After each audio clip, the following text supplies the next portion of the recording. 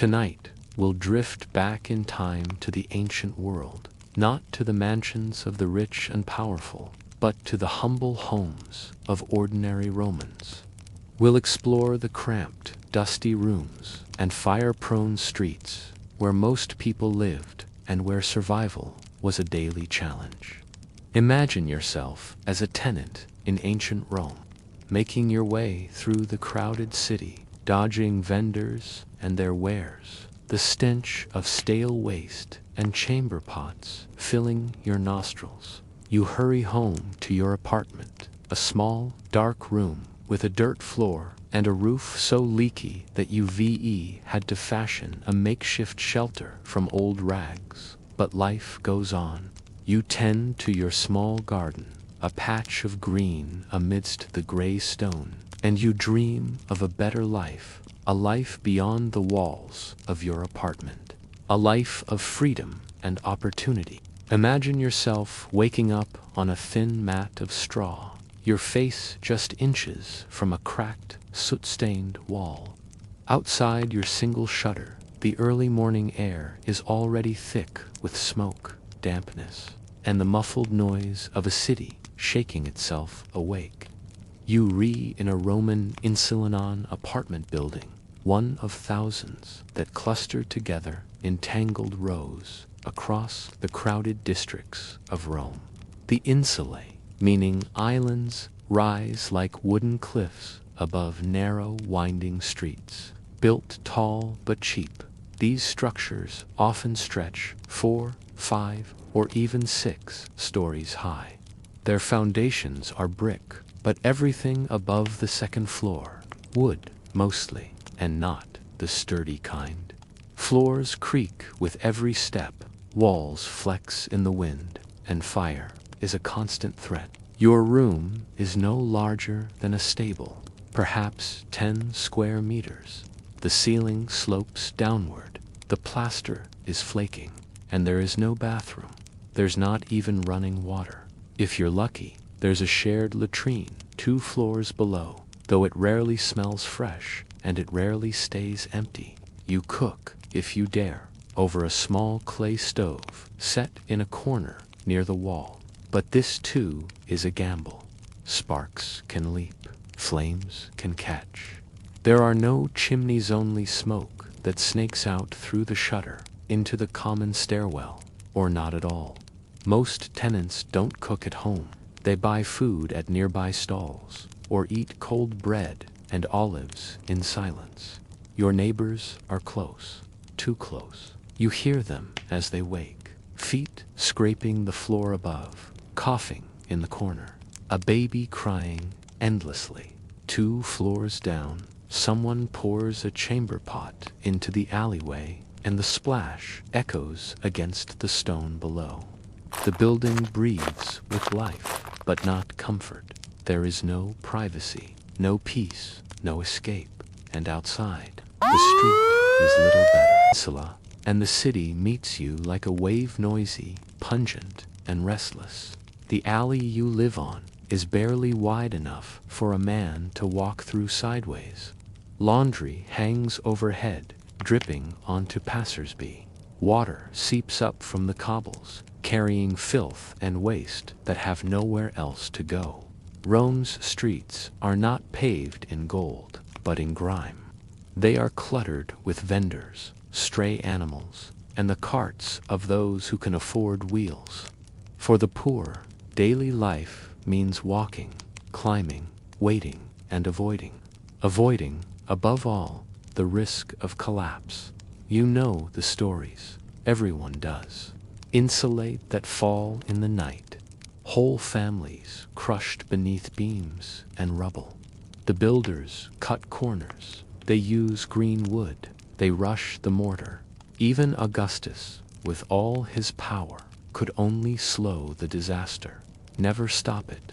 There are no building inspections, no emergency exits, and if the fire comes in, it often does you run. Down crowded stairs, through smoke-filled halls, across wooden floors that burn as easily as kindling. There are no fire brigades, only chaos, buckets, prayers. It is in this environment that you live, day after day, working, walking, returning. You rent your room monthly, sometimes weekly. Rent is cheaper the higher you climb, because the higher you are, the more dangerous it becomes. No lifts, of course, just narrow stairwells, slippery, uneven. If you're old, you stay low. If you're poor, you live high. And you always live with the knowledge. If the building collapses, you won't be the first. Still, there's a rhythm to it, a flow, the sound of sandals on steps, the call of merchants below, the dry rustle of grain sacks delivered to the corner bakery. This is life. Not celebrated, not remembered, but lived. Now imagine the evening. Rome darkens slowly in hues of amber and ash. There are no street lamps, only oil lamps hung at doorways, flickering uncertainly in the breeze. The stairwell inside the insula is pitch black. You climb it by field-counting steps, running fingers along familiar cracks in the plaster. Inside your room, the air is close, the shutters are drawn. The heat of the day lingers in the walls. You light a small lamp, its glow barely reaching the far corners. Shadows press in. Conversations rise in muffled tones from every wall. And from above, always from above, there's the creak and shuffle of someone else's life. Sleep comes late, often interrupted. You do not rest so much as wait for morning. This is not the Rome of marble columns and triumphal arches. This is not the Rome of senators or generals. This is the Rome of renters, of the overlooked, the people who filled the city but never made it into the books of heroes.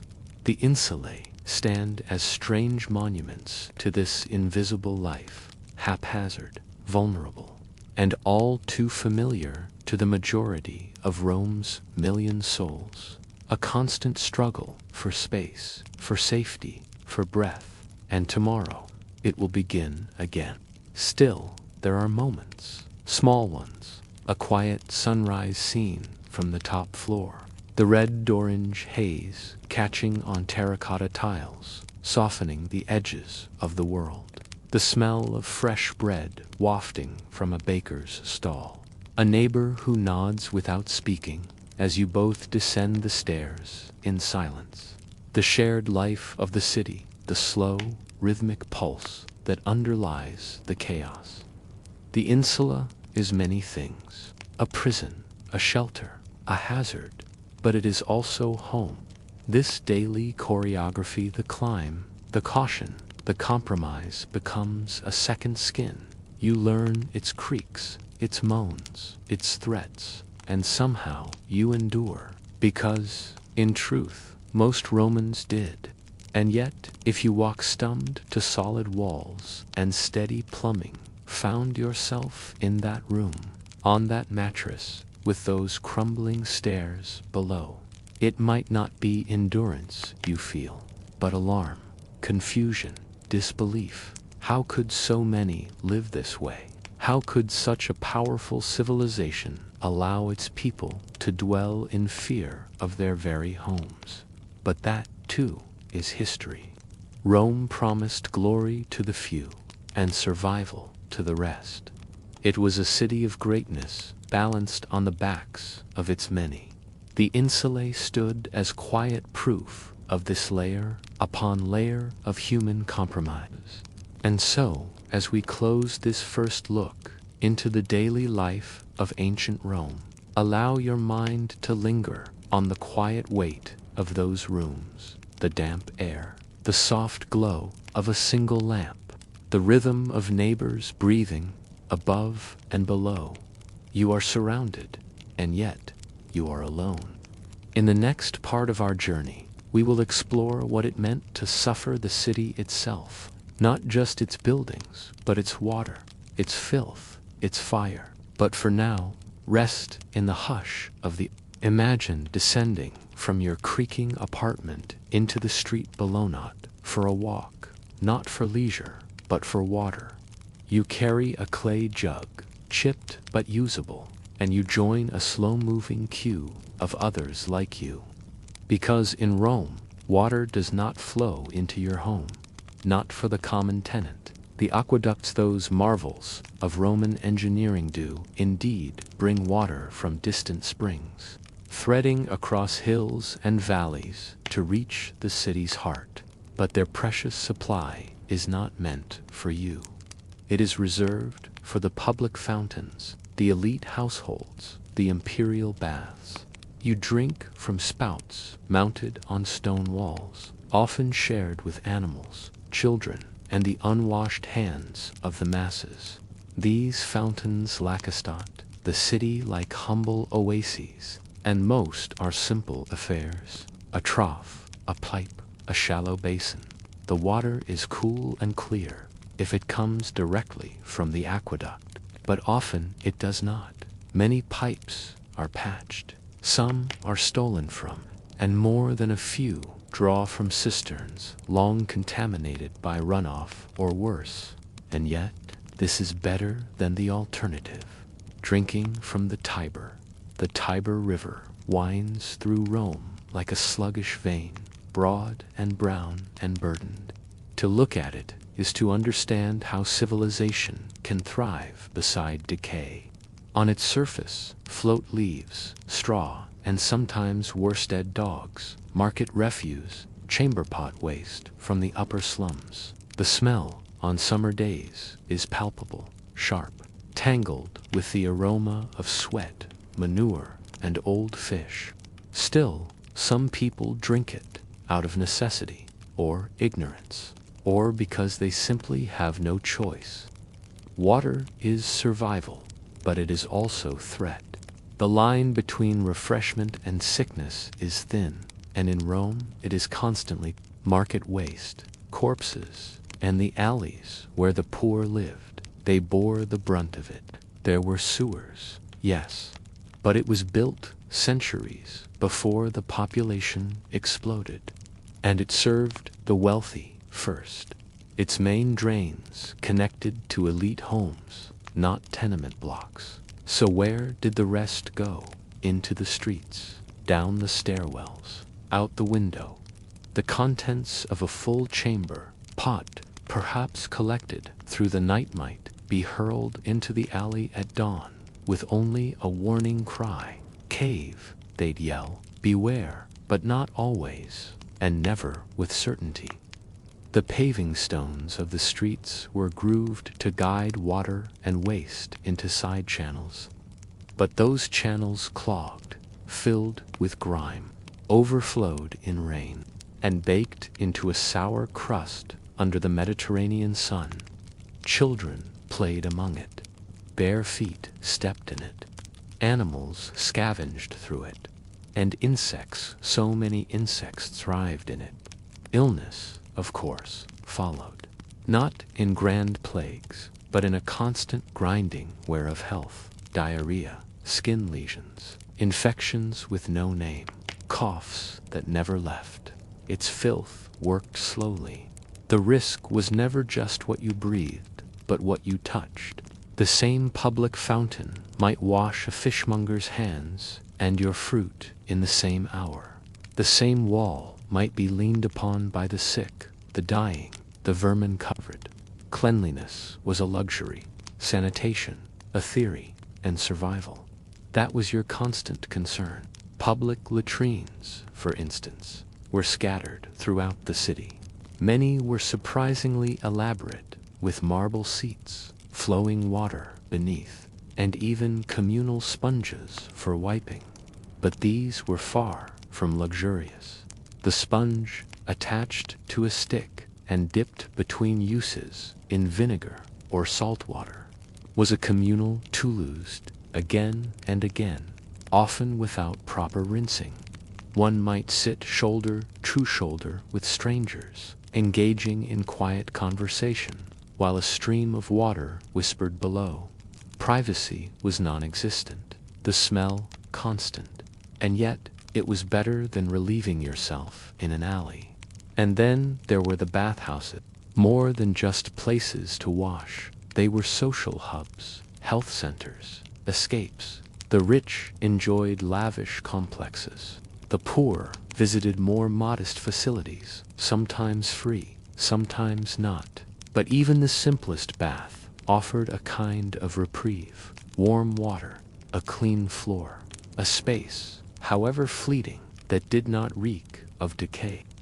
Still, these were brief interruptions in a tide of filth. You could wash in the morning and be dirty by noon. The streets ensured it. Mildew crept along walls. Rats nested in roof beams. Fleas lived in straw beds.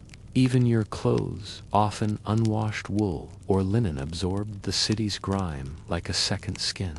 But the results were ... imperfect, and always, always there was the smell. A low, complex blend of human, animal, earth, and rot, not unbearable, but omnipresent. The kind of odor that lived in your nostrils, that you stopped noticing, because to notice it would drive you mad. This was your world, beneath the triumphs, beneath the monuments. It is easy, from the distance of centuries, to imagine Rome as clean stone and noble arches. Tourists today walk its remnants in dry sandals, snapping photos beside time-worn columns. But the real city, the one you would have lived in, was far less picturesque. It was damp, it was layered, it was alive in ways that defied control. Under every footstep, there was a past steppe-pressed echo of someone else's journey through mud, manure, or worse. Cobblestones were not just walkways. They were records of use, worn smooth by a million sandals, glazed with unmentionable residue. Many tenants attempted to combat this in small, hopeful ways. A rag hung by the door to wipe feet. A clay pot of scented herbs burned at night to mask the stink. Wet rushes scattered across the floor in an attempt to soak up filth, but these were gestures, not solutions. Your clothing absorbed what your room could not, and your lungs took in the dust, the smoke, the spores. Even without a major disaster, life slowly eroded your health. Breathing itself was an act of endurance. And yet the city functioned. Somehow it kept going.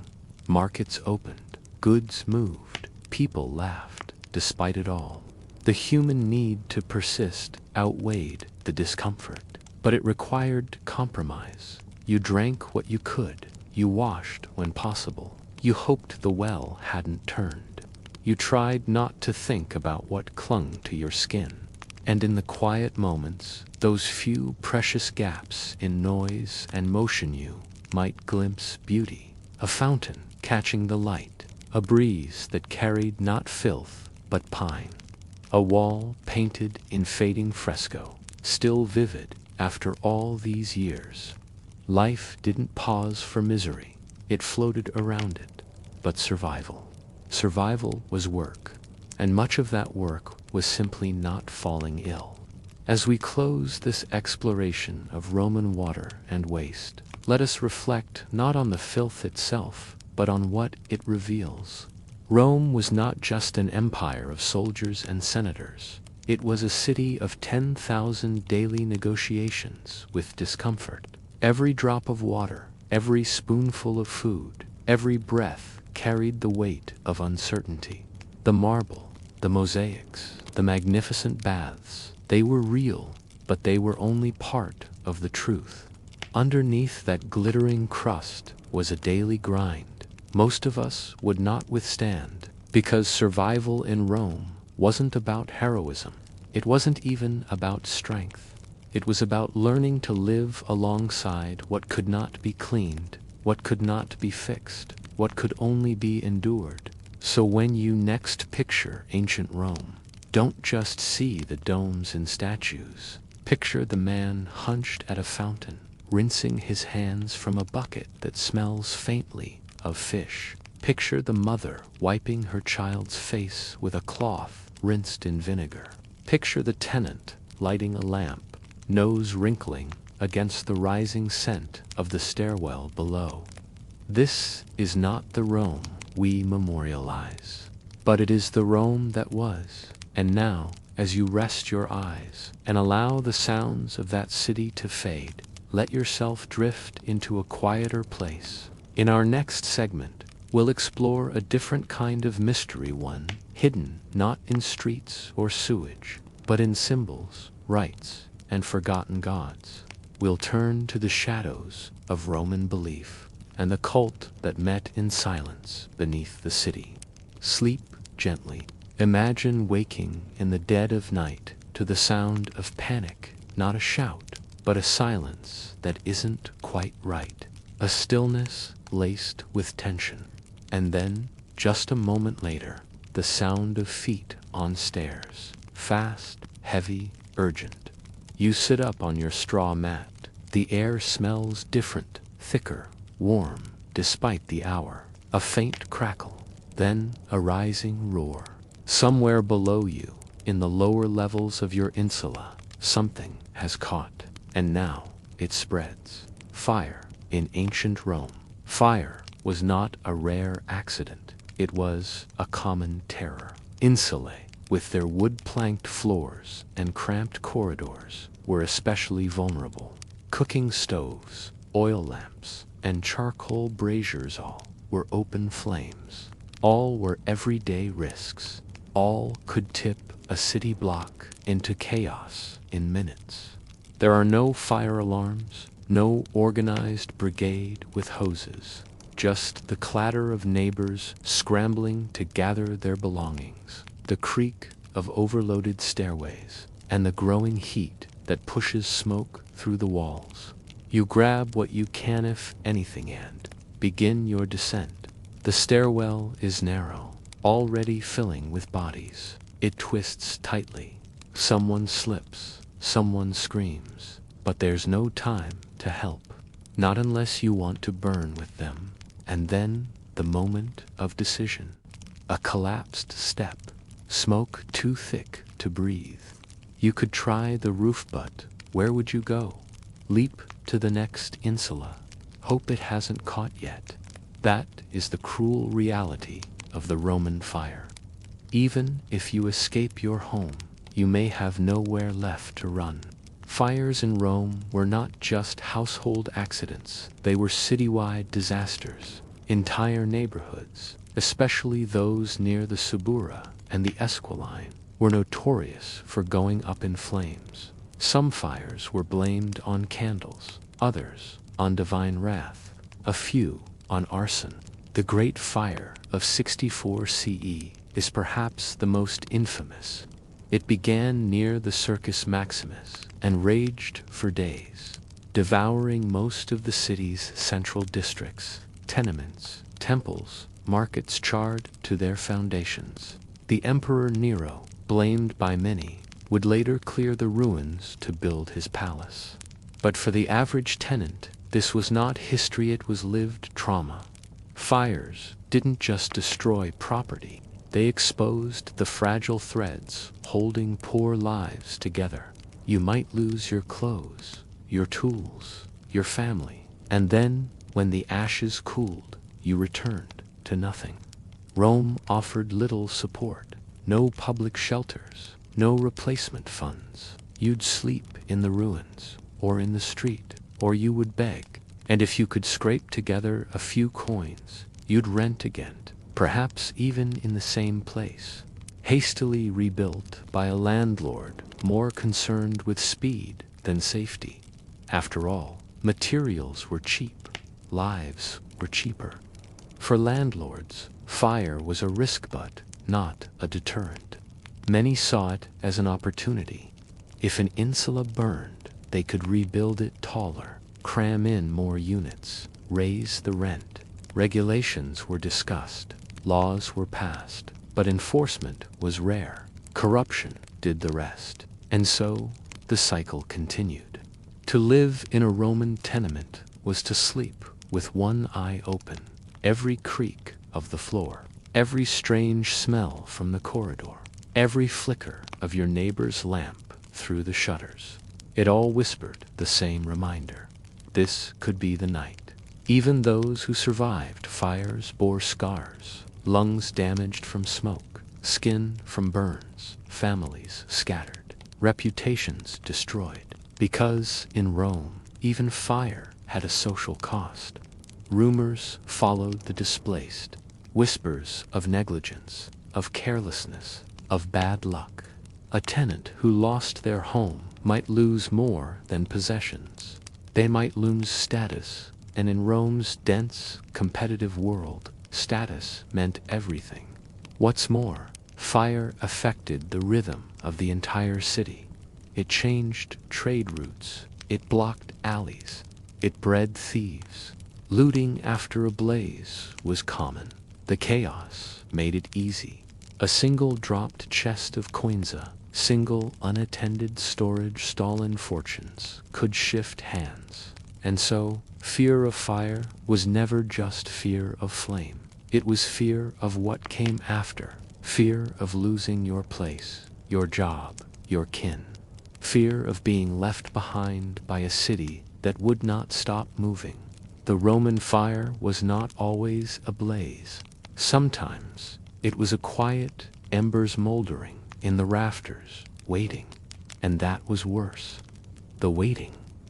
In response, Romans developed rituals, superstitions, small acts of hope. Some placed charms near their doorways, small bronze faces of Vulcan, the fire god, or carved inscriptions invoking protection.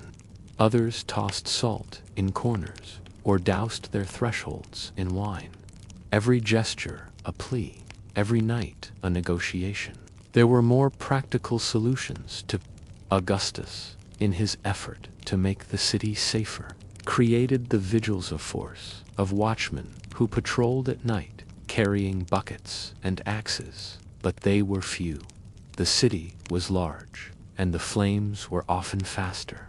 Later emperors added water towers, trained brigades, even fire posts. But enforcement remained spotty, and many landlords paid bribes to avoid compliance. Even when the vigils arrived, their tools were primitive: buckets, hooks to pull down burning walls, sand to smother embers. It was a far cry from a fire engine. So most Romans relied on themselves, on their neighbors, on instinct. They memorized exits, left sandals near the door, slept lightly. The fear embedded itself into daily life.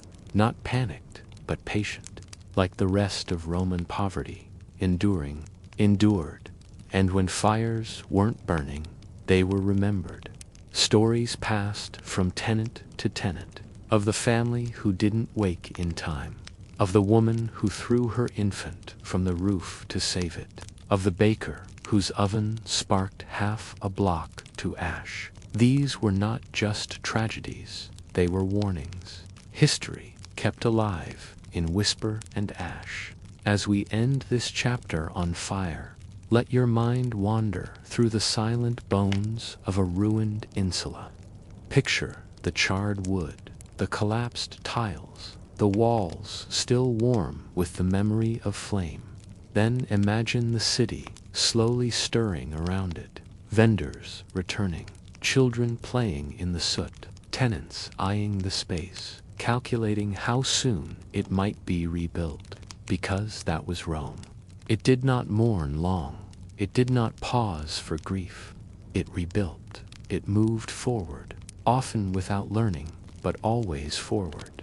And for those who lived within it, the tenants, the workers, the weary renters of wooden rooms, life was about balance. Between fire and shelter, between hope and routine, between memory and forgetting. Tonight, as you rest, consider this. What we remember as glorious was, for most, simply survival. And now we leave the tenements behind. In the next segment, we will turn to another side of Roman life, one hidden behind masks and secrets. We'll descend into the shadowed corridors of faith and symbol, and explore a forgotten cult that promised rebirth in a city so often on the edge of collapse. Sleep easy if you can. Imagine now a palace not grand and gleaming, but quiet, set slightly apart from the noise of Rome, with long corridors and guarded doors. The light here is dimmer, the air still. Inside this cool stone maze, a man stirs restlessly on a couch. He is emperor, but not, perhaps, what you would expect.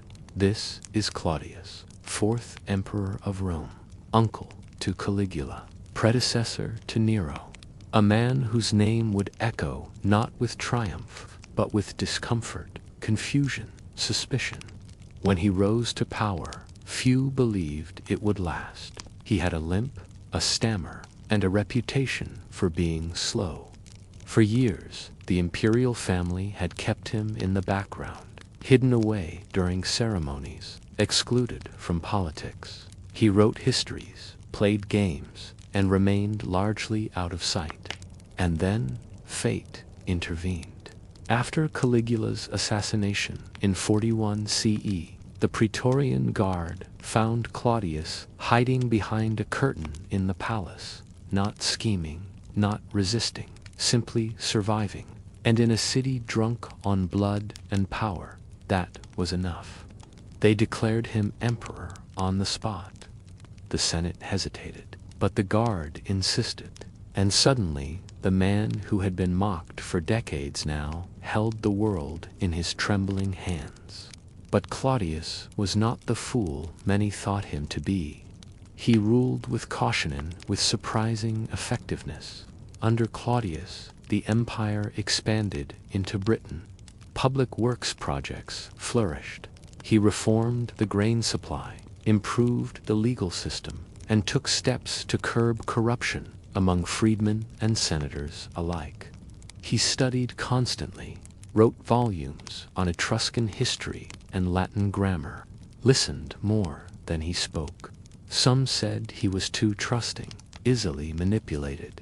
Others saw a clever survivor, someone who played the fool when it suited him, and revealed his mind only when necessary. But his reign was never peaceful. He married 4 times, each union more complicated than the last. His wives were ambitious, political, and often lethal. Messalina, his third wife, was known for her scandalous behavior and alleged plots. She is said to have married another man in public while Claudius was away. He ordered her execution soon after. His final wife, Agrippina, the younger, would prove even more dangerous. She was his niece, and also the mother of Nero. Claudius adopted Nero, setting him ahead of his own son, Britannicus, in the line of succession. It was a move that many questioned and one that, eventually, would cost him his life. Because by 54 CE, the emperor began to change. He showed signs of illness, slurred speech, fatigue, and not long after, he was dead. The cause: mushroom stew. Roman historians disagree on the details, but many believe that Claudius was poisoned slowly and deliberately. Some say Agrippina hired a professional poisoner, a woman named Locusta, to prepare the deadly meal. Others suggest it was a series of doses administered quietly over time. The goal was clear: remove Claudius before he changed the succession, before Britannicus came of age, before Nero lost his place. The poison, whatever it was, did its work. And soon Agrippina stood beside her son, who now wore the imperial purple. Nero, the empire had passed to a boy of 17, and behind him his mother whispered, advised, directed. Claudius was declared a god. Statues were erected, funeral games held, but beneath the incense and the marble lay a truth that Rome would never fully resolve. Their emperor had died, not of age or illness, but of power, and power in Rome was always fatally. Eventually, in the days following Claudius's death, the imperial palace buzzed with carefully managed grief. Senators delivered rehearsed eulogies, coins were minted bearing his deified image, and Agrippa played the role of grieving widow to perfection. But behind the veil of mourning, the transition was already complete. Nero was emperor. Claudius, a god in name only, had faded into the background, much as he had lived before power found him. It is worth pausing here, not for drama, but for quiet reflection. Claudius was never meant to rule. By all appearances, he was the family's embarrassment. And yet, in the end, his rule was more stable than Caligula's, more measured than Nero's, more productive than many who came before or after. And perhaps that is what unsettled Rome most of all, that someone deemed weak, strange, or broken could govern well. In his private moments, Claudius must have known what waited. He was surrounded by ambition. His wife, his freedmen, his adopted heir, they all had stakes in his passing, but he did not resist, not openly. Perhaps he knew that resistance in Rome was rarely effective. Perhaps, after years of survival, he simply let the tide take him. There is a strange quiet to his legacy, not scandalous, not glorious, just ... quiet, like the man himself. And that quietness made room for something darker to grow. With Nero's ascent, the empire stepped into a new kind of danger, one wrapped in youth, performance, and theatrical cruelty. But Claudius's legacy lingered, a silent contrast to the wildness that followed. He left behind legal reforms still cited decades later, aqueducts still used, ports still active. He had not dazzled Rome, but he had served it. And in a world where emperors too often craved attention more than order, that was rare. Even his death, though wrapped in poison and politics, carried a kind of symmetry. The historian Tacitus described it with dry understatement. Suetonius, more colorfully, detailed the mushroom stew and the agonizing night that followed. But none truly knew what he felt in those final hours. Was it fear, betrayal, or simply resignation? We can never know. What we do know is this: Claudius, born into the shadows of an imperial family, rose by accident, ruled by intellect, and died, perhaps, by spoonfuls. His story, like so many in Rome, is not about triumph. It's about endurance. Navigating a world that rewarded ambition, punished weakness, and never truly forgave difference. And now, as we leave behind the halls of the Palatine and the soft murmurs of imperial treachery, we descend. Beneath the noise, beneath the temples, beneath the city itself, our next journey leads to darkness, mystery, ritual. In segment 3, we will explore the secretive cult of Mithrasan underground faith, hidden in plain sight, that flourished in the empire's quietest corners. But for now, breathe.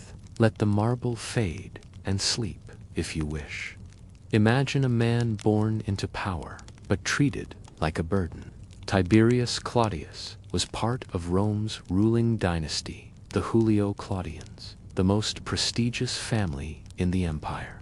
His lineage traced back to Mark Antony and Augustus, names carved into the foundation of Roman power. And yet, from childhood, Claudius was viewed as weak, defective, a problem to be managed. He walked with a limp. His speech was slow, sometimes halting. His head would jerk involuntarily, and he was prone to awkward laughter. Later historians would diagnose this as cerebral palsy, or perhaps Tourette's. But to the Romans, it looked like a curse. And in a culture that worshipped physical perfection, Claudius was quietly pushed aside. His family made little effort to hide their embarrassment. He was excluded from public appearances, denied command, and treated more as a peculiar relative than a political asset. Augustus himself, Rome's first emperor, wrote that Claudius was unfit for public life. And so, while other men of noble birth trained with swords, led armies, and gave speeches in the Forum, Claudius spent his youth buried in scrolls. He read everything, from Etruscan history to obscure legal codes. He became a scholar of antiquity, obsessed with language and systems. In his isolation, he found structure, and while Rome dismissed him as a stammering oddity, he watched, listened, learned, because sometimes being ignored is the best way to survive. He lived through reigns of emperors who met bloody ends. His uncle Tiberius, his nephew Caligula, each ruler more unhinged than the last. The imperial palace had become a place of paranoia and poison, but Claudius was no threat, or so they thought. And that may be why he survived the purges. Where others were executed for ambition, Claudius endured by seeming harmless, and then everything changed. In 41 CE, after years of madness and cruelty, Emperor Caligula was assassinated. The Senate panicked, the guards scrambled. The empire was on the brink. Amid this chaos, a strange scene unfolded in the palace. As the conspirators searched for survivors, they found Claudius, now in his early 50s, hiding behind a curtain, trembling. According to one account, he fell to his knees, begging for mercy. But the soldiers did not kill him. They lifted him up, hailed him as emperor, and carried him away. It's hard to say whether Claudius planned this outcome or was simply the last man standing. But the Praetorian Guard, Rome's powerful private army, needed a figurehead. The Senate wanted control, but the soldiers wanted stability. Claudius, with his noble blood and mild demeanor, fit the role. And so the scholar became ruler of the Roman Empire. He did not come to power with a parade or a grand speech. He came quietly, unsure, awkward, and very much underestimated. But from his very first acts, it became clear. Claudius had been paying attention all along. He began by rewarding the guard, ensuring their loyalty. Then he reached out to the Senate, not with threats, but with compromise. Unlike his predecessor, Claudius had no taste for cruelty. He wanted order. What followed was one of the most surprisingly competent reigns in Roman history. He revived neglected infrastructure projects, ordered the construction of aqueducts, reformed the grain supply. He took particular interest in the legal system, often presiding over court cases himself, much to the annoyance of Roman elites, who found his methods unorthodox but effective. And most astonishingly of all, he launched the conquest of Britannia, a distant, fog-shrouded island that had resisted Roman rule for nearly a century. The campaign was difficult, but ultimately successful. Roman control was established, and Claudius himself visited the island, further legitimizing his reign. Despite his successes, Claudius was never fully accepted by the aristocracy. They mocked his accent, his gestures, his awkward way of speaking. Suetonius, a Roman historian, wrote that the emperor would drool or stutter in public. But beneath the surface, Claudius was assembling a quiet revolution. He brought former slaves, freedmen, into positions of real influence. Men like Narcissus and Pallas, once considered servants, became trusted advisors and administrators. This enraged the old families, who believed power should only belong to Rome's nobility. But Claudius didn't care for their traditions. He valued competence. This was both his strength and his vulnerability. While he reformed systems and expanded the empire, Claudius struggled with personal relationships. He married multiple times, each union bringing new instability. But no relationship would prove as consequential or as fatal as the one he shared with Agrippina. Agrippina the Younger was no ordinary Roman woman. She was his niece, ambitious, intelligent, and ruthlessly strategic. Claudius, eager for unity and lacking heirs, agreed to marry her. To do so, a law had to be changed. Uncle-niece marriages were taboo, but Rome's laws often bent for emperors. Agrippina had a son from a previous marriage, a boy named Lucius Domitius Nabarbus. Claudius adopted him, giving the boy a new name, Nero, the name that would one day echo through history. And as Agrippina settled into the palace, things began to shift. She removed rivals, replaced advisors, tightened her grip. Where Claudius was methodical and passive, she was bold and decisive. But was it love or calculation?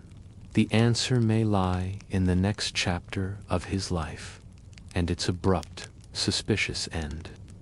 The year was 54 CE. Claudius, now in his 60s, was still emperor, but tensions stirred beneath the surface. She wanted one thing: to ensure that her son Nero succeeded Claudius as emperor. There were obstacles. Claudius had a biological son from a previous marriage, Britannicus. Though still a boy, Britannicus had a legitimate claim to the throne, and as he aged, he grew closer to the center of power. For Agrippina, this was unacceptable, and the circumstances were suspicious. It began, allegedly, with mushrooms, a dish the emperor loved. One night, he was served a plate prepared, some say, by Agrippina herself. Soon after eating, Claudius fell violently ill. He experienced cramps, weakness, and confusion. Some sources say he died quickly. Others suggest he lingered, in pain, for hours. Ancient historians, like Tacitus and Suetonius, tell us that when Claudius began to recover, a doctor, possibly bribed or manipulated, administered a feather to induce vomiting. The feather, it said, was coated in poison.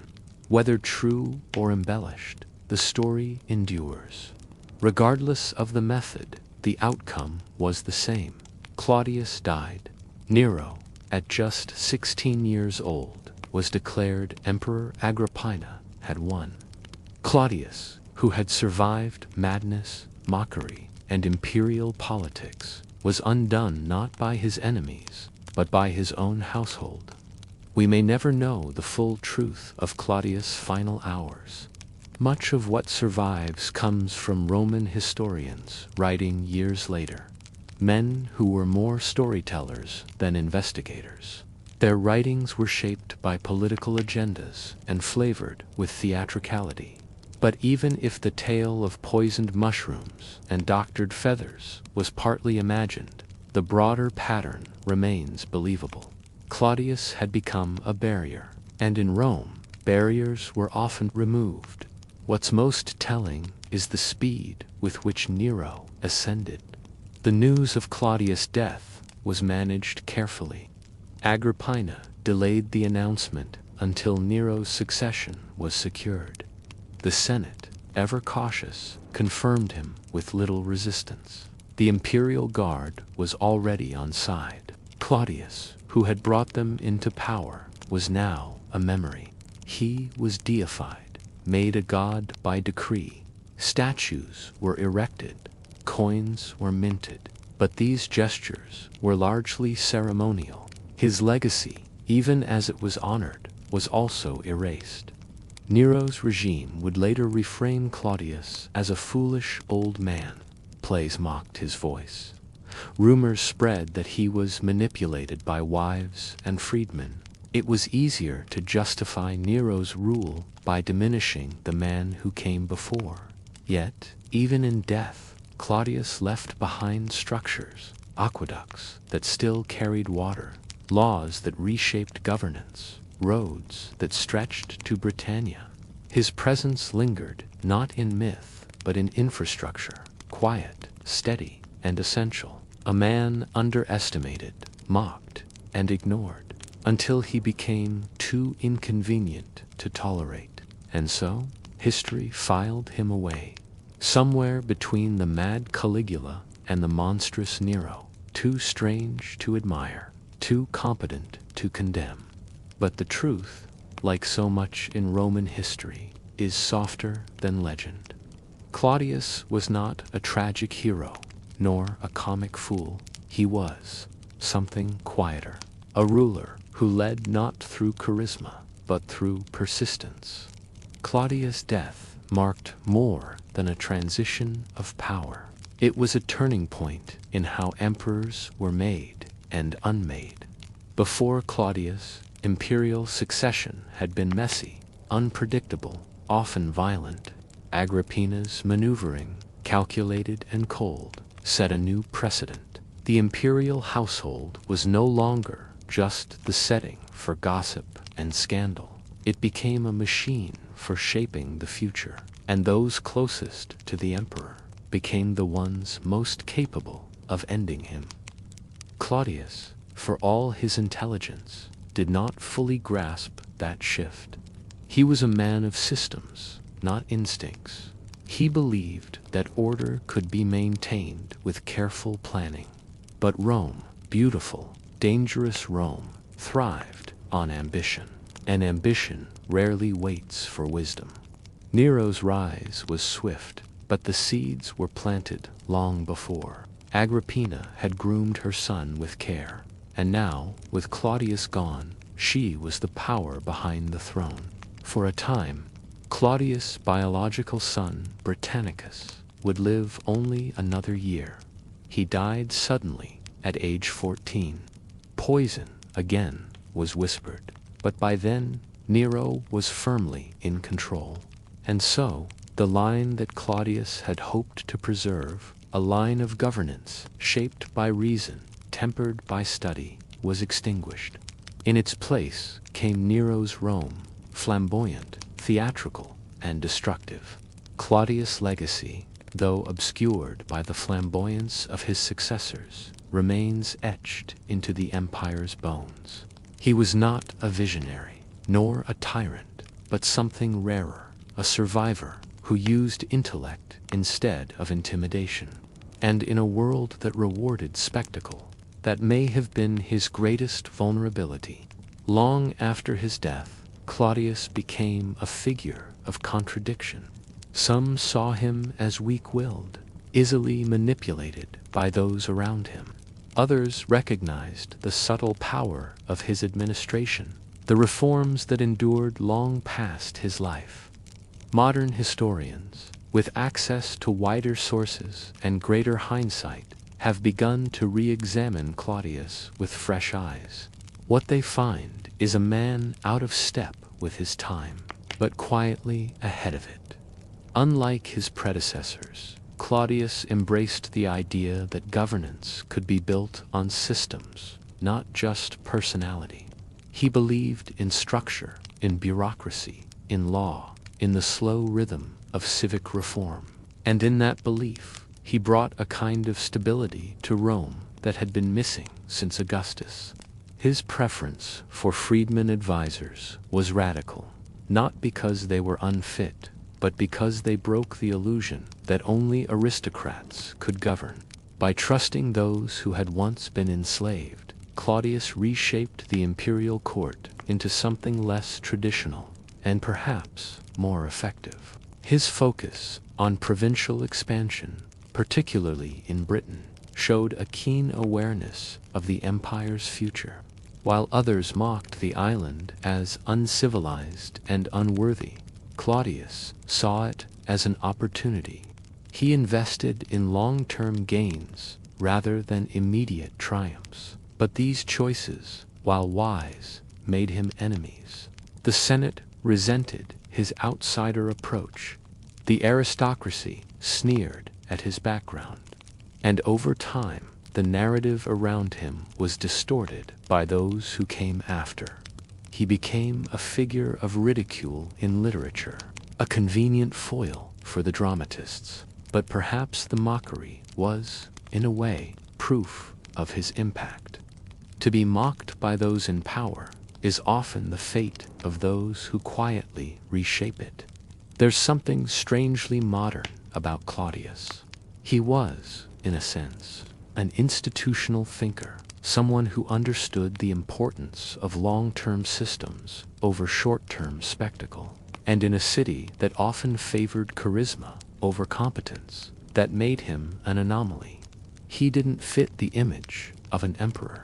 He didn't stride through marble halls with a glinting breastplate and a conquering air. He shuffled, he stammered, he consulted notes. When he passed laws, he quoted precedent. When he judged cases, he considered context.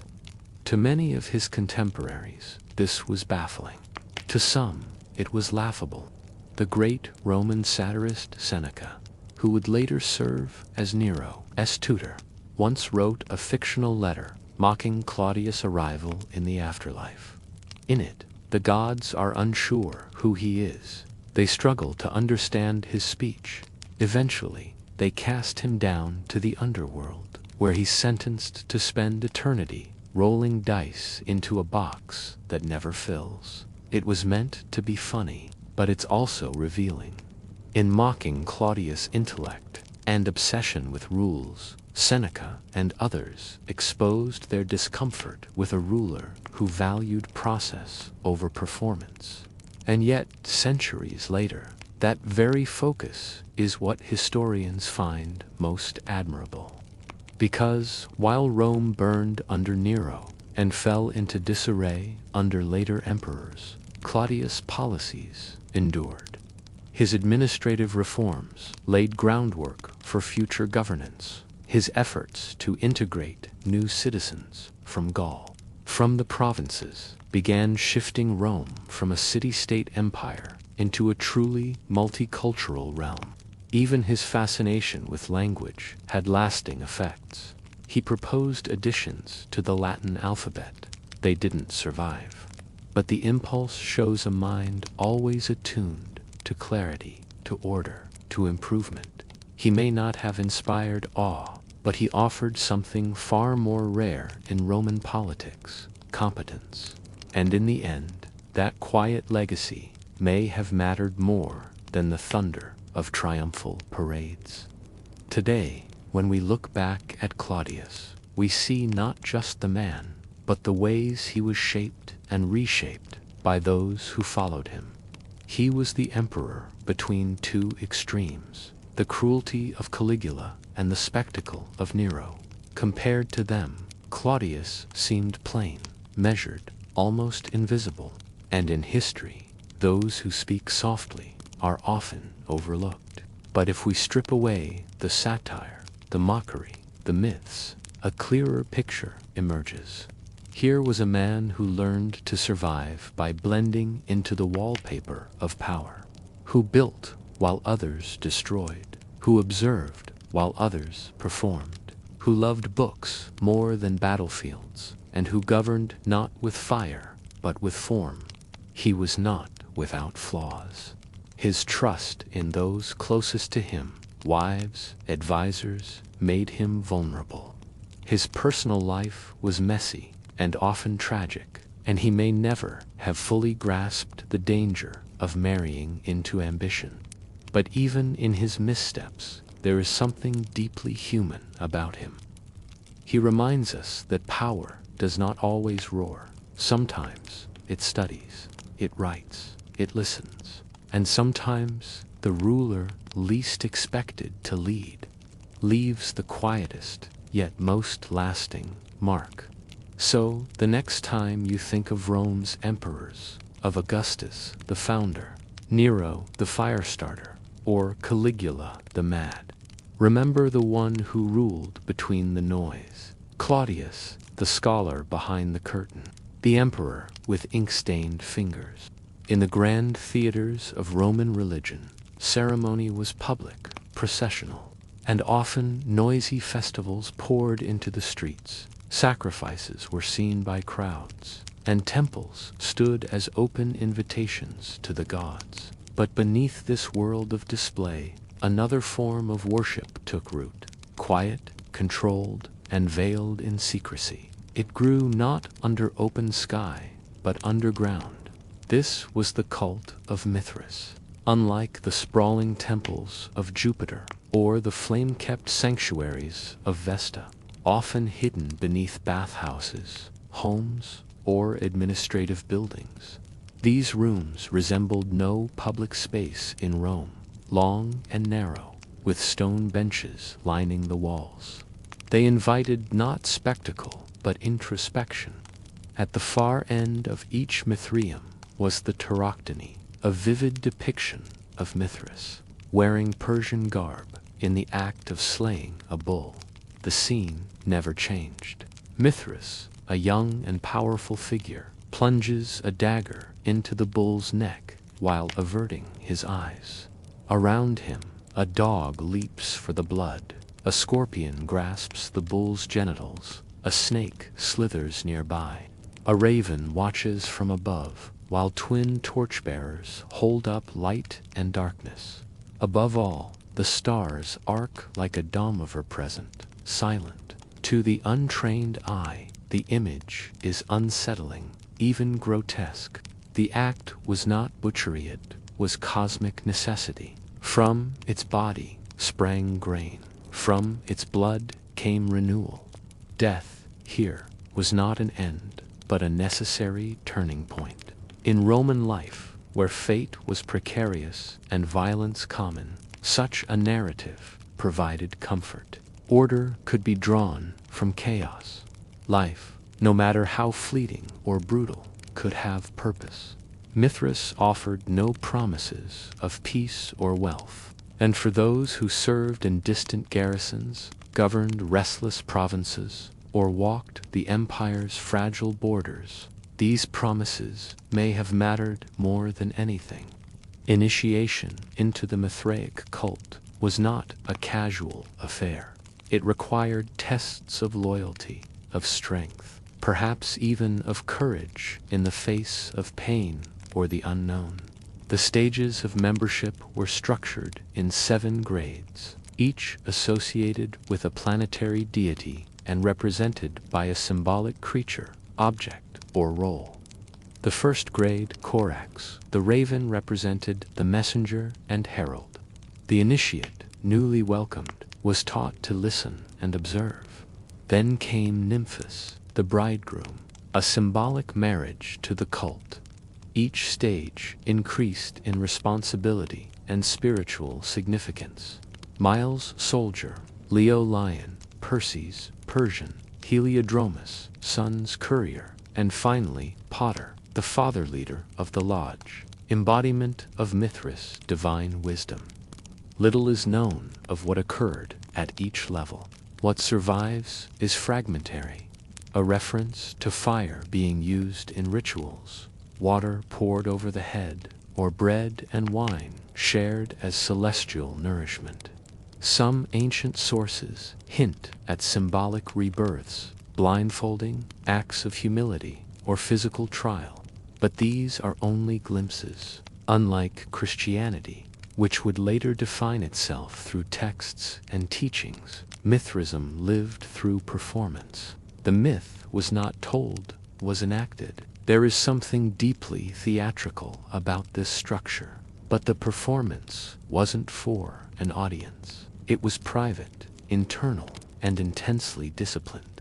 The symbolism ran deep. Through Mithras' trials, the soul was believed to mirror the movement of stars ascending through spheres, shedding earthly corruption, seeking perfection. The smoke from burning incense wound its way toward the ceiling, where painted constellations watched silently. Time seemed to slow.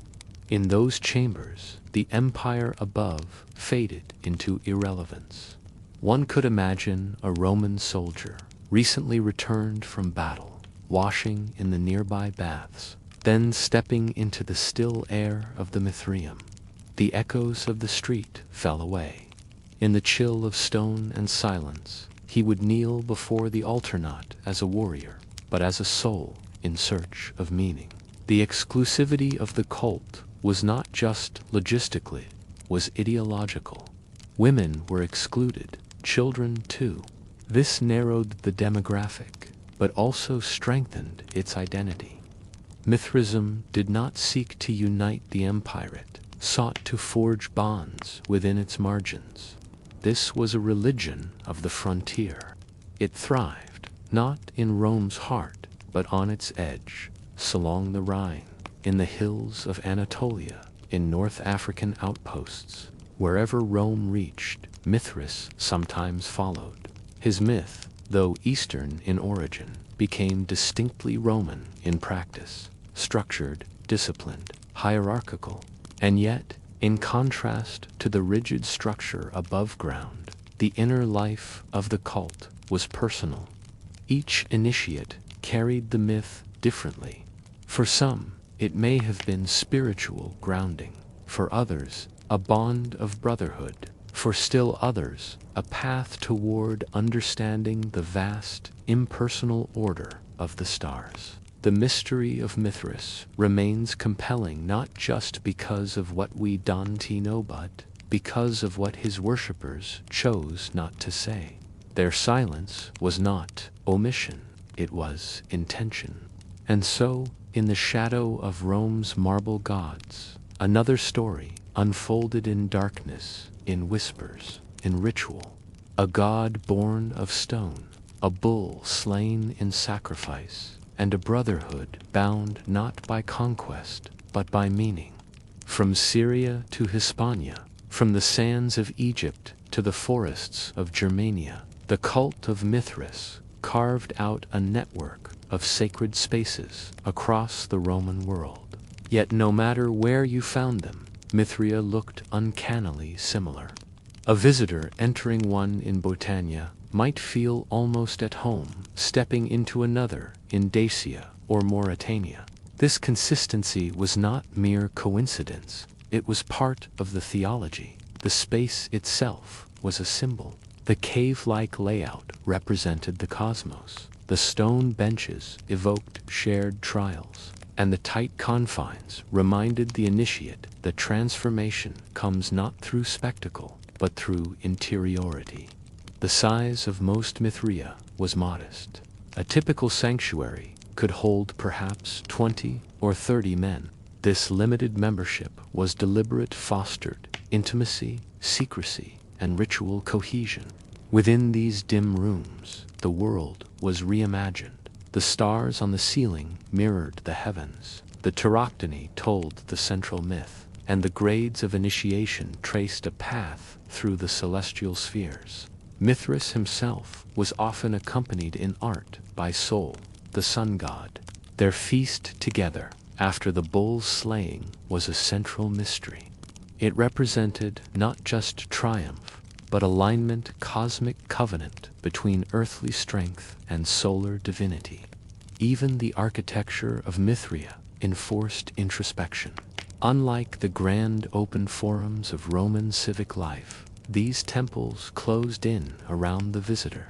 Their only light came from oil lamps and small holes high in the walls. The shadows danced across the painted stone, bringing the myth to life. Some Mithraea were intricately decorated. The one at Capua, for example, had vivid wall paintings depicting scenes of the mythic story. Others, like the Mithraeum of Dura Europos, preserved detailed inscriptions, list of donors, and even vestiges of ritual equipment, despite their age. The sanctuaries convey a lived-in quality as if the rituals had just ended and the priests might return at any moment. These were not passive spaces. They were alive with meaning. The visual vocabulary of Mithraism is dense with symbols, many of which remain unexplained. Beyond the bull and torchbearers, we find lions, ravens, serpents, vessels, crowns, and flames. Each had layered associations, some astrological, others moral, still others entirely ritualistic. For example, the raven associated with Mercury was a symbol of messages and transitions.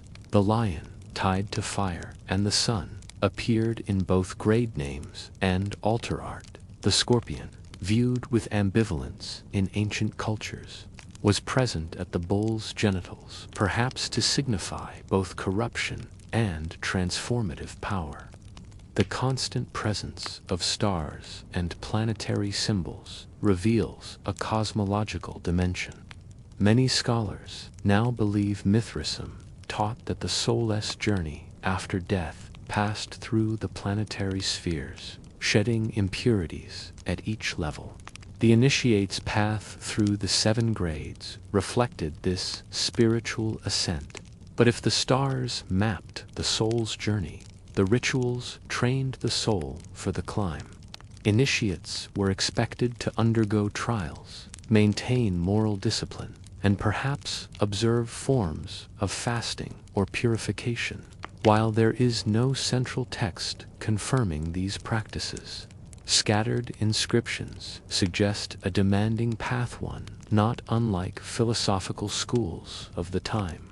This intersection of religion, cosmology, and personal discipline gives Mithraism a distinctive character. It is at once mythic and philosophical, grounded and transcendent, and yet, for all its depth, it left no evangelists. The cult spread, but it did not preach. It drew in followers, but it did not convert by sword or sermon. Its power lay not in mass appeal, but in the bonds of quiet conviction. The competition between Mithraism and Christianity, though rarely direct in historical record, shaped their fates. Both offered brotherhood. Both featured a divine mediator figure. Both employed sacred meals and invoked cosmic struggle. But their temperaments differed. Christianity favored openness, textual clarity, and universal inclusion. Mithraism favored secrecy, hierarchy, and symbolic experience. One welcomed the world, the other closed its doors. As Rome Christianized, the differences became defining. Mithraea were gradually closed, repurposed, or buried. Some were intentionally destroyed. Others simply faded from use. By the 5th century, the cult had disappeared from historical view, but its influence lingered in curious ways. Some Christian churches were built atop former Mithraea. Certain symbols, such as halos, ritual meals, and light-dark dualism, echoed faintly in new liturgies. These were not direct borrowings, but resonances, evidence of a complex religious ecosystem where ideas mingled, competed, and evolved. Today, the mystery of Mithras endures not in faith, but in fascination. His image, once secret, is now studied in museums and books. His sanctuaries, once silent, are filled with the footsteps of archaeologists and tourists. And though his voice is lost, his silence still speaks. If the temples were the body of Mithraism, then its brotherhood was the soul. For a religion so defined by secrecy and symbol, the strength of the cult rested not only on ritual, but on the deep bonds it forged among men. To enter the Mithraeum was not just to join a spiritual path, it was to become part of a community bound by shared silence, repeated struggle, and sacred trust. Unlike many public Roman religions, which involved vast crowds or civic festivals, Mithraism focused inward. The initiates typically between 15 and 30 in any given self-formed, a self-contained spiritual lodge. Within these small groups, rank and status were both preserved and redefined. A centurion and a merchant might kneel side by side as Miles and Leo, temporarily shedding the hierarchy of Rome in favor of one structured by cosmic symbolism. The rituals reinforced this cohesion. There were no spectators. Every man present had a role to play, a secret to guard, and a truth to embody. When they dined together, as Mithras and Sol once did, it was not just a commemoration, it was reenactment. The shared meal served as a sacrament of equality and divine purpose. Roman society was famously stratified by class, wealth, origin, and citizenship. But within the Mithraeum, a different kind of order prevailed. Ranks were earned, not inherited. Ritual purity mattered more than political power. This offered a rare kind of spiritual democracy within an empire built on inequality. Yet this brotherhood was also demanding. Entry required commitment, discretion, and the willingness to face symbolic trials. There was no formal preaching, no open recruitment. Those who joined were usually invited by someone already within. Reputation mattered. Trust was everything. And within that circle, secrets could be shared that would never pass into daylight. What did these men talk about beneath the flickering lamps? We cannot know for certain. But given the archaeological remains and philosophical currents of the time, it is likely that discussions moved between mythic interpretation, moral behavior, and cosmic understanding. Mithraism was not merely superstition, it was a structured worldview that echoed Stoic and Platonic ideas about order, duty, and harmony. Some scholars believe that philosophical discourse was woven into the rituals. The idea of ascending through planetary spheres mirrored Stoic beliefs about returning to the divine logos, the rational principle behind the universe. The discipline required of initiates aligned with Roman ideals of gravitas and self-control. In that sense, the Mithraeum may have served as both a temple and a kind of school. Evidence also suggests that the community provided emotional support. Inscriptions sometimes name the deceased alongside phrases of remembrance and honor, an unusual level of intimacy in Roman funerary tradition. One inscription from Ostia reads, "To my fellow soldier and brother in Mithras, gone to the stars, he lives among them now." This brotherhood, then, was not incidental. It was a cornerstone of the cult's endurance. It offered something Rome itself often could not, a place to be seen, not as a tool of empire, but as a soul in search of meaning. And when the empire trembled under invasion, inflation, or political chaos, these men still gathered underground, held the same rights, and found the same comfort. In silence, they held each other up. The sociological role of Mithraism may be as important as its theology. In an empire spanning 3 continents, the cult offered a stable spiritual identity that transcended region, language, and local gods. A Mithraic initiate from Londinium could enter a Mithraeum in Antioch and recognize the symbols, the structure, the silence. This uniformity built a kind of spiritual empire within the physical one. No imperial edict commanded it, and no centralized priesthood administered it. Yet, across borders and oceans, men shared the same myth and ritual. Even in their decline, the bonds endured. In some sites, evidence suggests that final rites were held before a temple was sealed. Lamps were extinguished methodically, not abandoned in haste. Some chambers were filled with clean, sand-preserved, rather than destroyed. These actions point not to panic, but to reverence, a closing rather than an erasure. What did the Brotherhood mean to the last generation of initiates as the cult faded?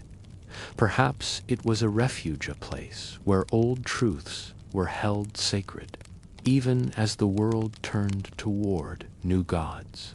Or perhaps it was simply what it had always been, a sacred circle in the dark, where men looked into the face of death and chose to keep going. A quiet oath, spoken among shadows, still echoes today. The worship of Mithras, though extinguished nearly 17 centuries ago, continues to haunt the imagination. And in many ways, the cult's disappearance has fueled that fascination. Unlike other ancient religions that were absorbed, adapted, or violently erased, Mithraism seems to have folded into history like a fading breath, its symbols left behind, its voice forever withheld.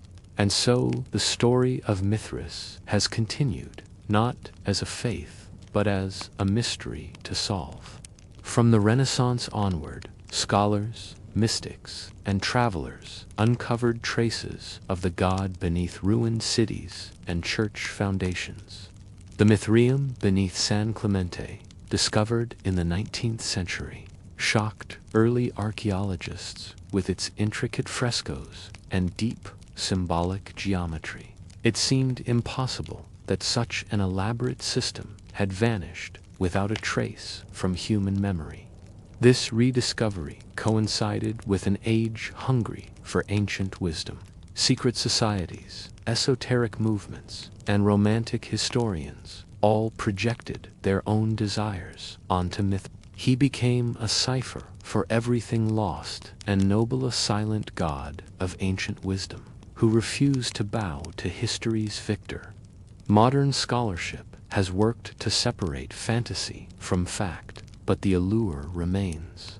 There is something almost literary about the cult, a religion of silence and symbol, bound to the stars, disappearing just as the world turned its gaze elsewhere.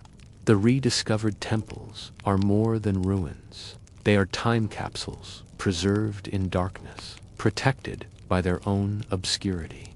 Each one tells a variation of the same story, that once, beneath the marble empire, there was a god whose worship required no choir, no scripture, and no praise-only understanding.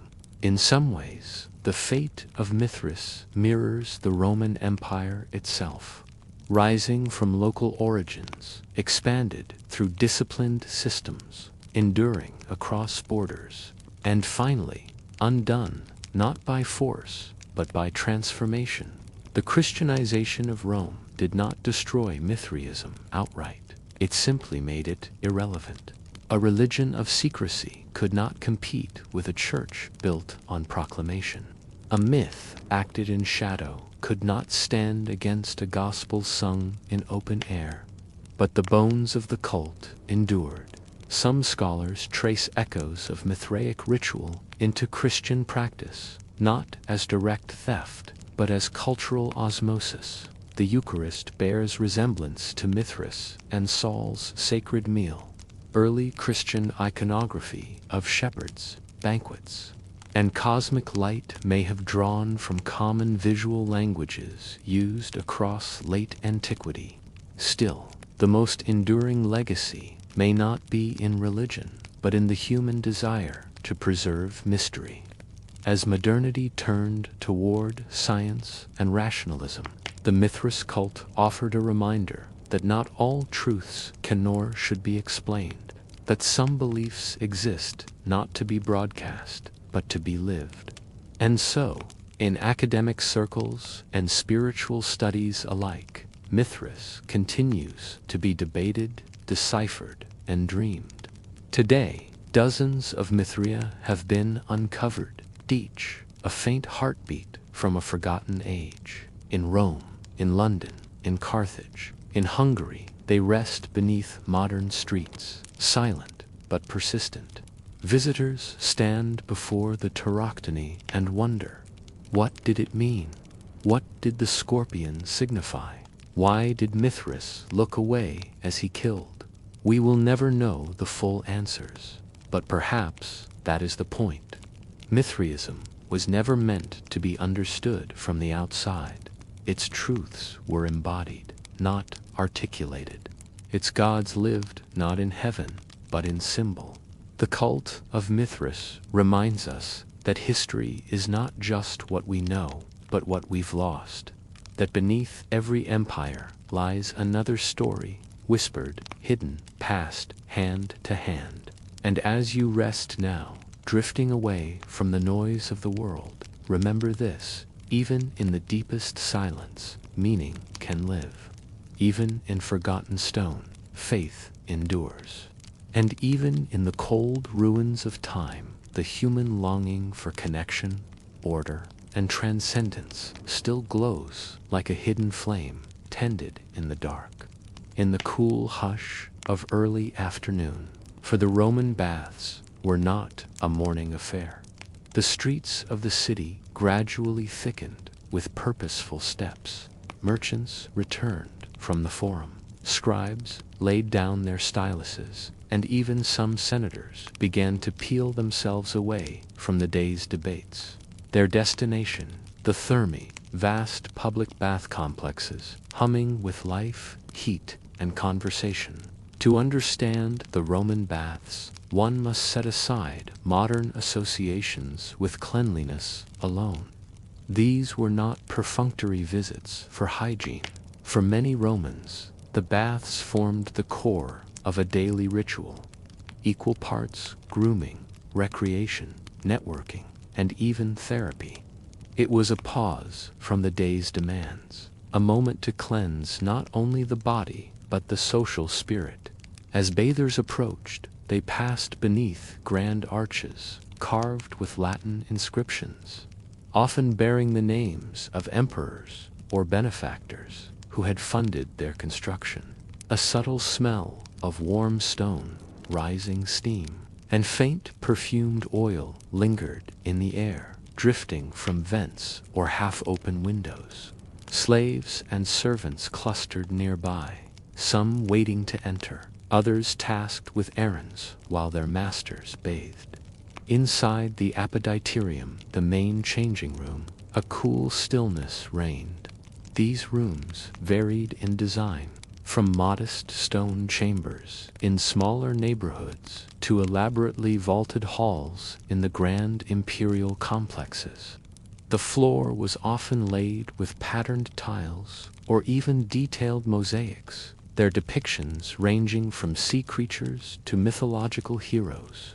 Along the walls, built-in shelves and niches held belongings, and benches provided a place to sit and undress. Here, citizens removed their tunics, cloaks, sandals sometimes with assistance from slaves, and handed over their items to attendants or locked them in guarded cabinets. Theft wasn't unheard of, even in sacred spaces. Small tokens were used to retrieve items later.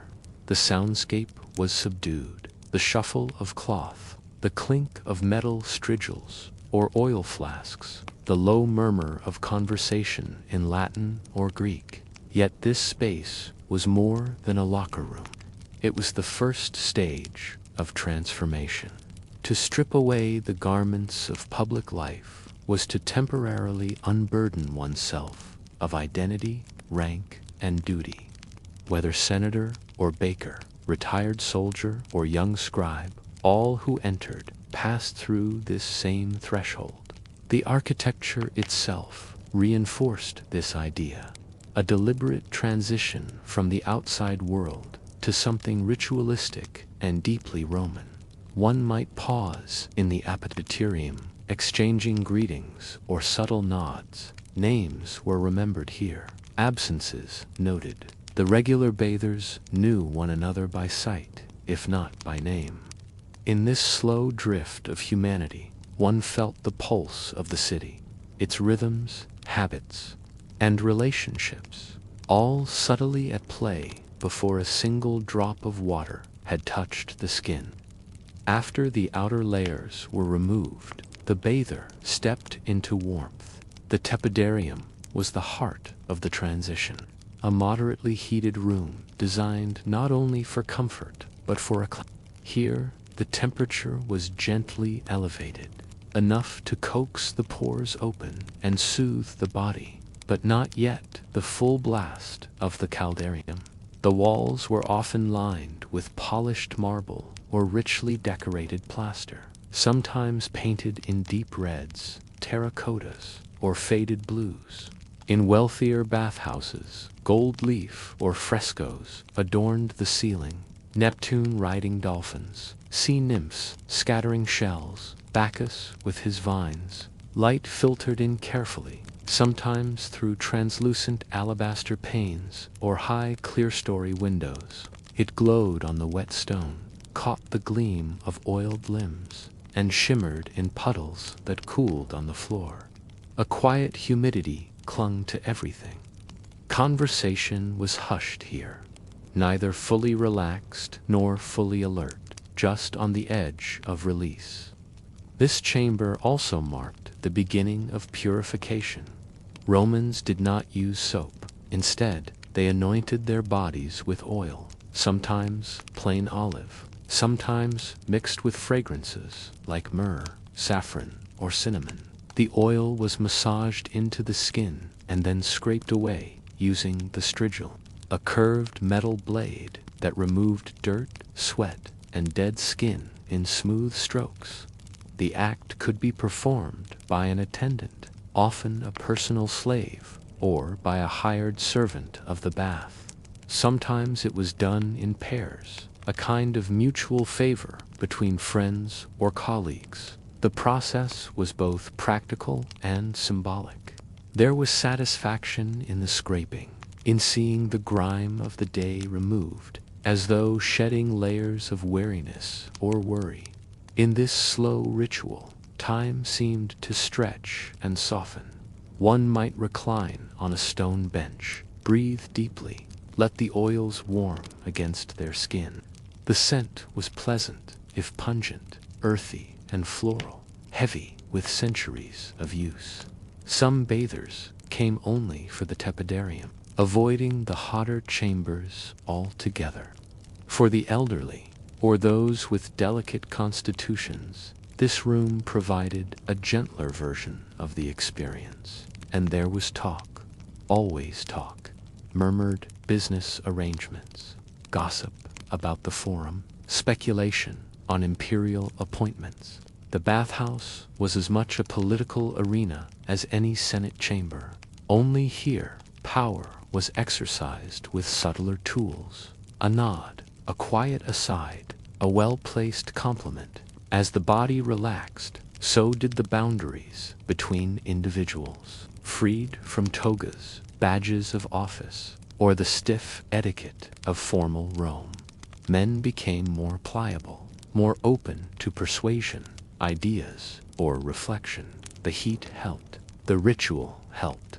This was the genius of Roman life, to turn the practical into the communal, and the communal into something nearly sacred. After sufficient time in the tepidarium, most bathers advanced further into the complex. Guided by custom and personal preference, some went immediately to the caldarium, eager for the enveloping heat, an open-air exercise yard adjacent to many bathhouses. Here, men engaged in stretching, wrestling, discus throwing, or ball games like trigon, tossing a small ball between three players. This pre-bath activity was not merely for sport.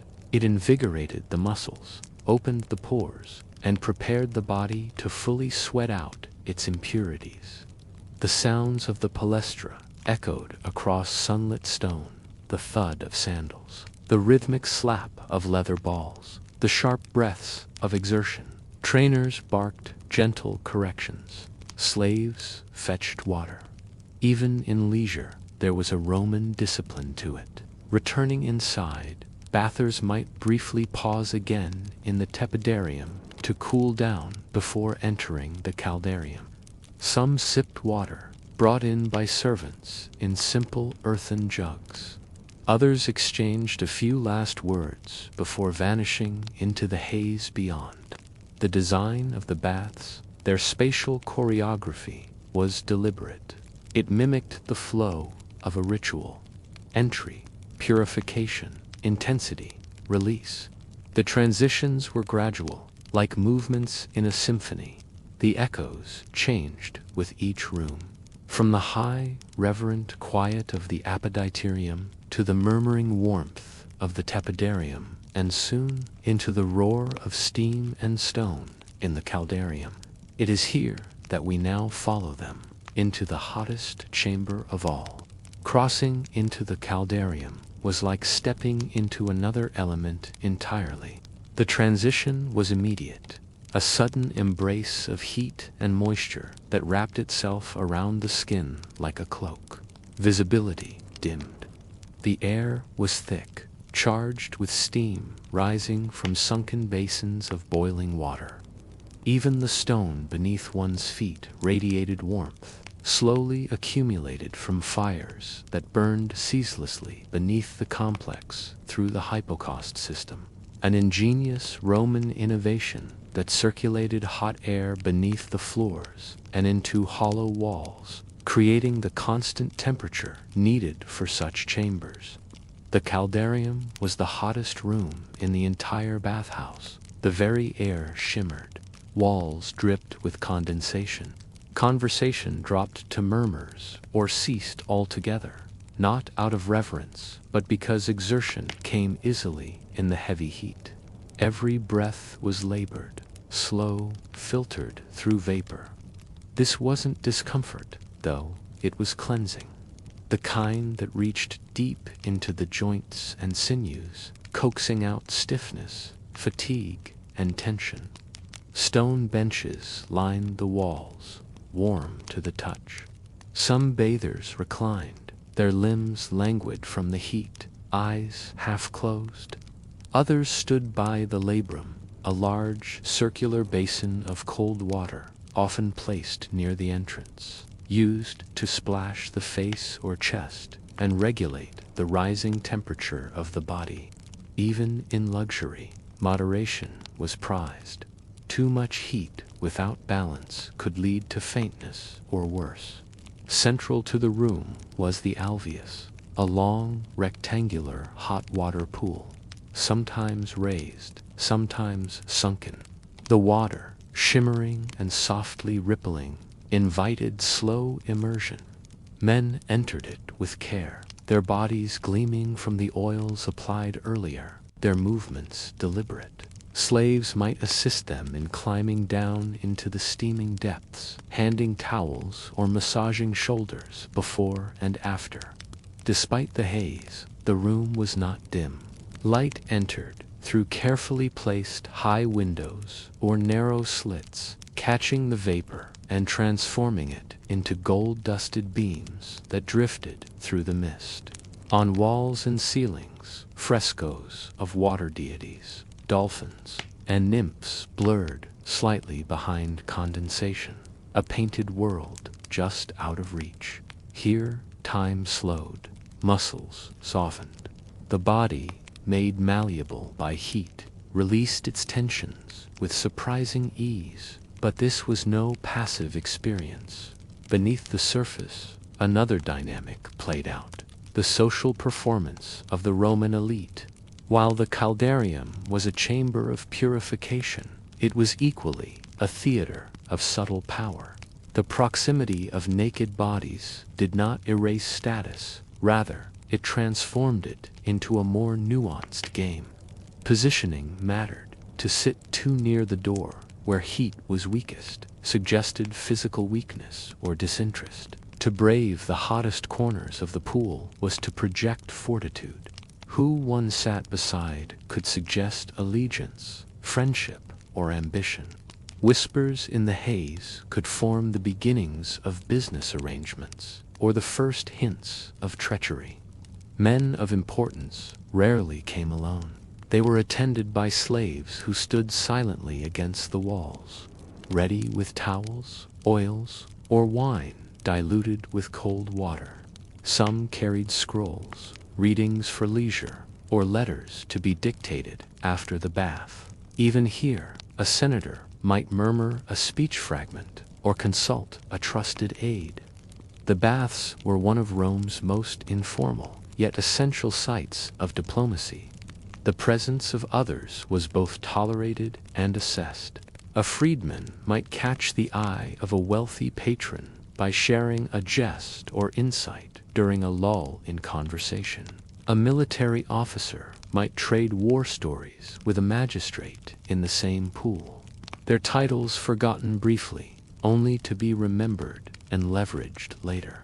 These moments were fleeting, but they mattered. A bond formed in steam could solidify a vote, a favor, a marriage arrangement. At times, the room filled with low laughter. The heat seemed to soften even the most rigid personalities. But there was always caution. Reputation was everything, and the walls of the caldarium, though wet and ancient, had heard centuries of secrets. It was said in jest that the steam was a better listener than any slave. And yet, despite this undercurrent of politics, the tone remained calm, even serene. These were men who had conquered provinces and written laws, now quietly soaking like ordinary citizens. There was a beauty in that equality, a sense that the Republic, or what was left of it, still lived, not in the Senate, but in these shared silences, these moments of collective repose. Some bathhouses had separate caldaria for women, depending on the time of day or local custom. Though less documented, their experiences echoed many of the same rituals, an embrace of heat and community, a release from the burdens of home, children, and expectation. In both spaces, the heat served as a gentle equalizer. Time in the caldarium was not measured by the clock, but by the body.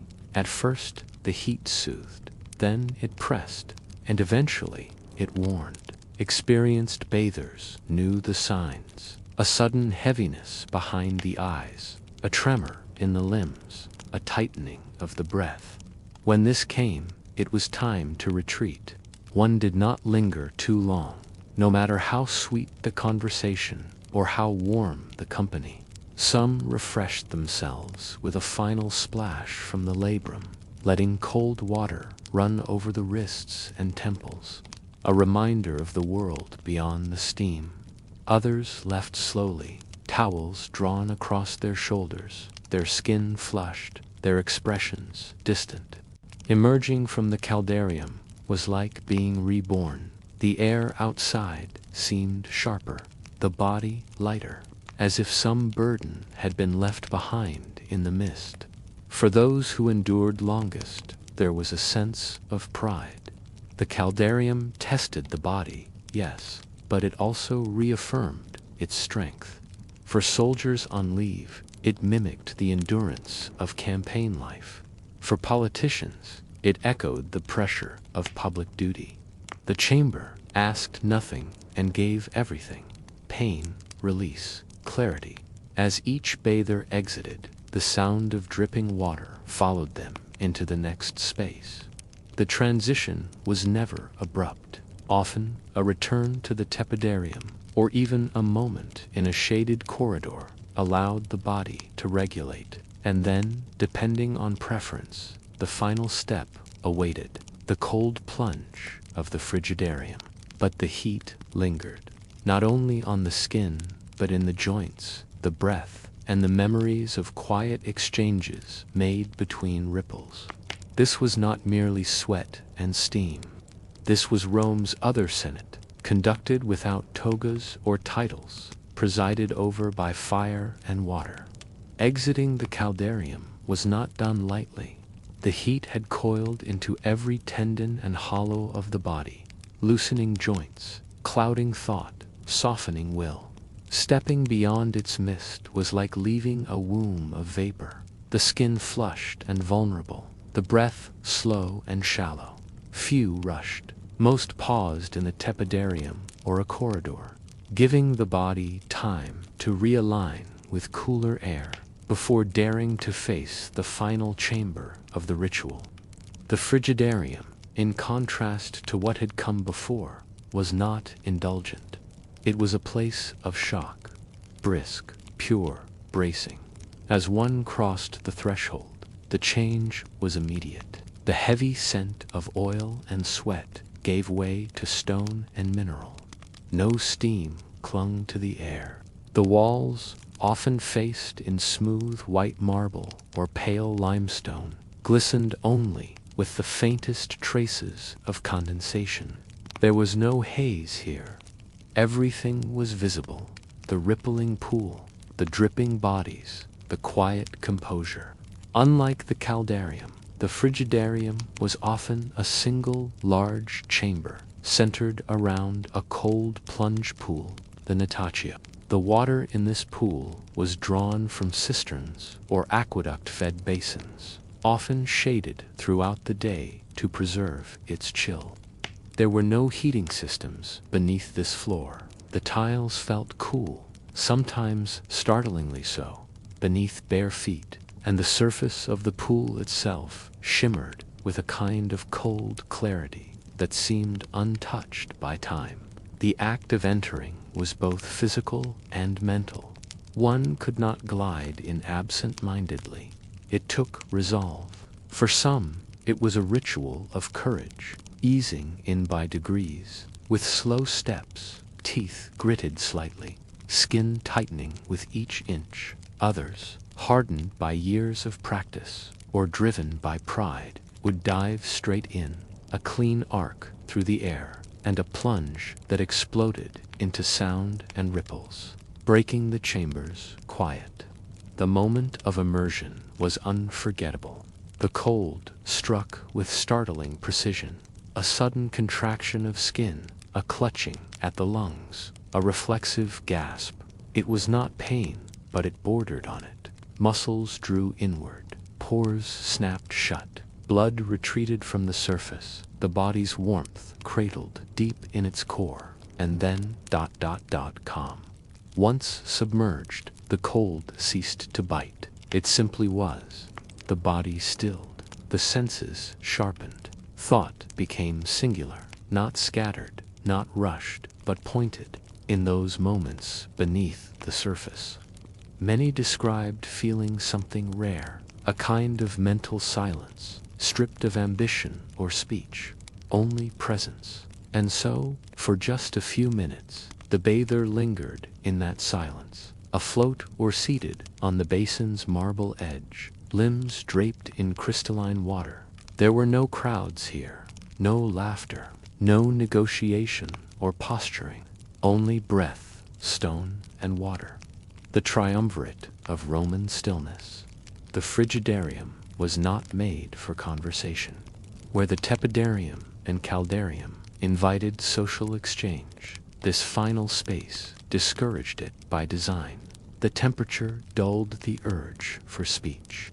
Words carried farther in the clear acoustics of the room, sounding too sharp, too alive for such a tranquil space. So bathers spoke little. If they did, it was in brief phrases, murmured softly, or with a small nod of acknowledgement. The cold enforced modesty, and modesty brought distance. This rare silence in Roman life gave rise to an equally rare sensation: interiority. Here, surrounded by others, yet functionally alone, the average Roman might experience something almost meditative. There were no scrolls to read, no coin to count, no servant's voice to summon, just the cool cradle of water, the breath rising and falling, and the quiet beat of one's own pulse. For older men, the frigidarium served as a test, a final signal of health.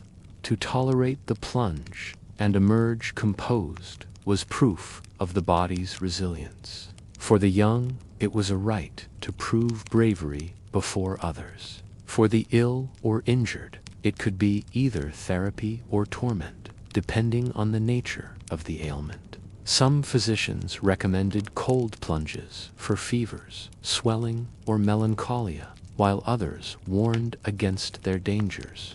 But all agreed, the experience left no one unchanged. Bathers didn't linger. The chill worked quickly, and the body cooled to its limits, soon signaled withdrawal. Yet no one rushed out either. To leave too quickly was to undo the benefits. Instead, bathers performed small rituals, rubbing the limbs briskly to restore warmth, stretching the fingers or toes, dipping a final palm into the water before retreating to the side. The light filtered through alabaster windows or slatted grills, often struck the surface of the pool in sharp beams, creating silvery scales that danced along the walls. This brightness, combined with the temperature, evoked a sense of otherworldliness, as if one had stepped into a chamber outside the calendar of Roman time. No gods demanded sacrifice here. No emperor loomed overhead. The frigidarium belonged to the body and breath alone. Even the attendants spoke less. Slaves stationed at the door often stood with arms folded, watching their masters with a stillness that mirrored the room itself. Their presence remained a reminder that luxury, even in silence, was always serviced by unseen labor. Eventually, the time came to leave. A final ripple, a step toward the exit, cold droplets trailing from the elbows and knees, catching the light before vanishing into the floor's drains. Beyond the heat, a quieter force kept the bathhouse alive, the invisible choreography of human labor. Each morning before the bath opened, slaves swept its long corridors, scrubbed its basins with sand and vinegar, and washed down its floors with cold water hauled in heavy ceramic buckets. Stone surfaces, worn smooth by decades of footfall, were still polished, not for sanitation alone, but for prestige. A well-maintained bath reflected the dignity of its owner or city magistrate. And so, even at dawn, when Rome still slept, the baths echoed with movement, the hush of wet cloth against tile, the clang of emptied buckets, the rasp of bristle against mosaic. Some slaves specialized in oil handling, unctors. They cleaned and refilled the tiny glass or bronze flasks used by patrons, sometimes preparing them with specific fragrances requested by name. Others managed towels, woven from linen or rougher fibers, folding them, drying them in sunlit courtyards, and delivering them to appointed hooks near each chamber. Latrines, often adjacent to the palestra, required constant tending. Though Roman sewage was advanced, the sheer volume of traffic meant human presence remained essential. Slaves cleaned the benches, replaced communal sponges with fresh water, and ensured the channels beneath remained unclogged. These were unpleasant tasks, grimy, degrading, but essential to preserving the pristine facade. Within the appetiterium, attendants watched over patrons' belongings. Theft was a serious concern, and accusations could ruin reputations. Yet the slaves assigned to guard garments were often mistrusted, their every movement monitored by overseers or questioned by suspicious clients. A missing ring, a mislaid brooch, even if misplaced by the owner, could lead to whipping or branding of the servant involved. Some slaves bore messages between clients within the complex. A nod from a senator might send a boy darting to the far end of the caldarium to summon a friend or rival. These tabulari ran barefoot through hot stone halls, dodging bathers and carrying verbal notes or wax tablets from one chamber to the next.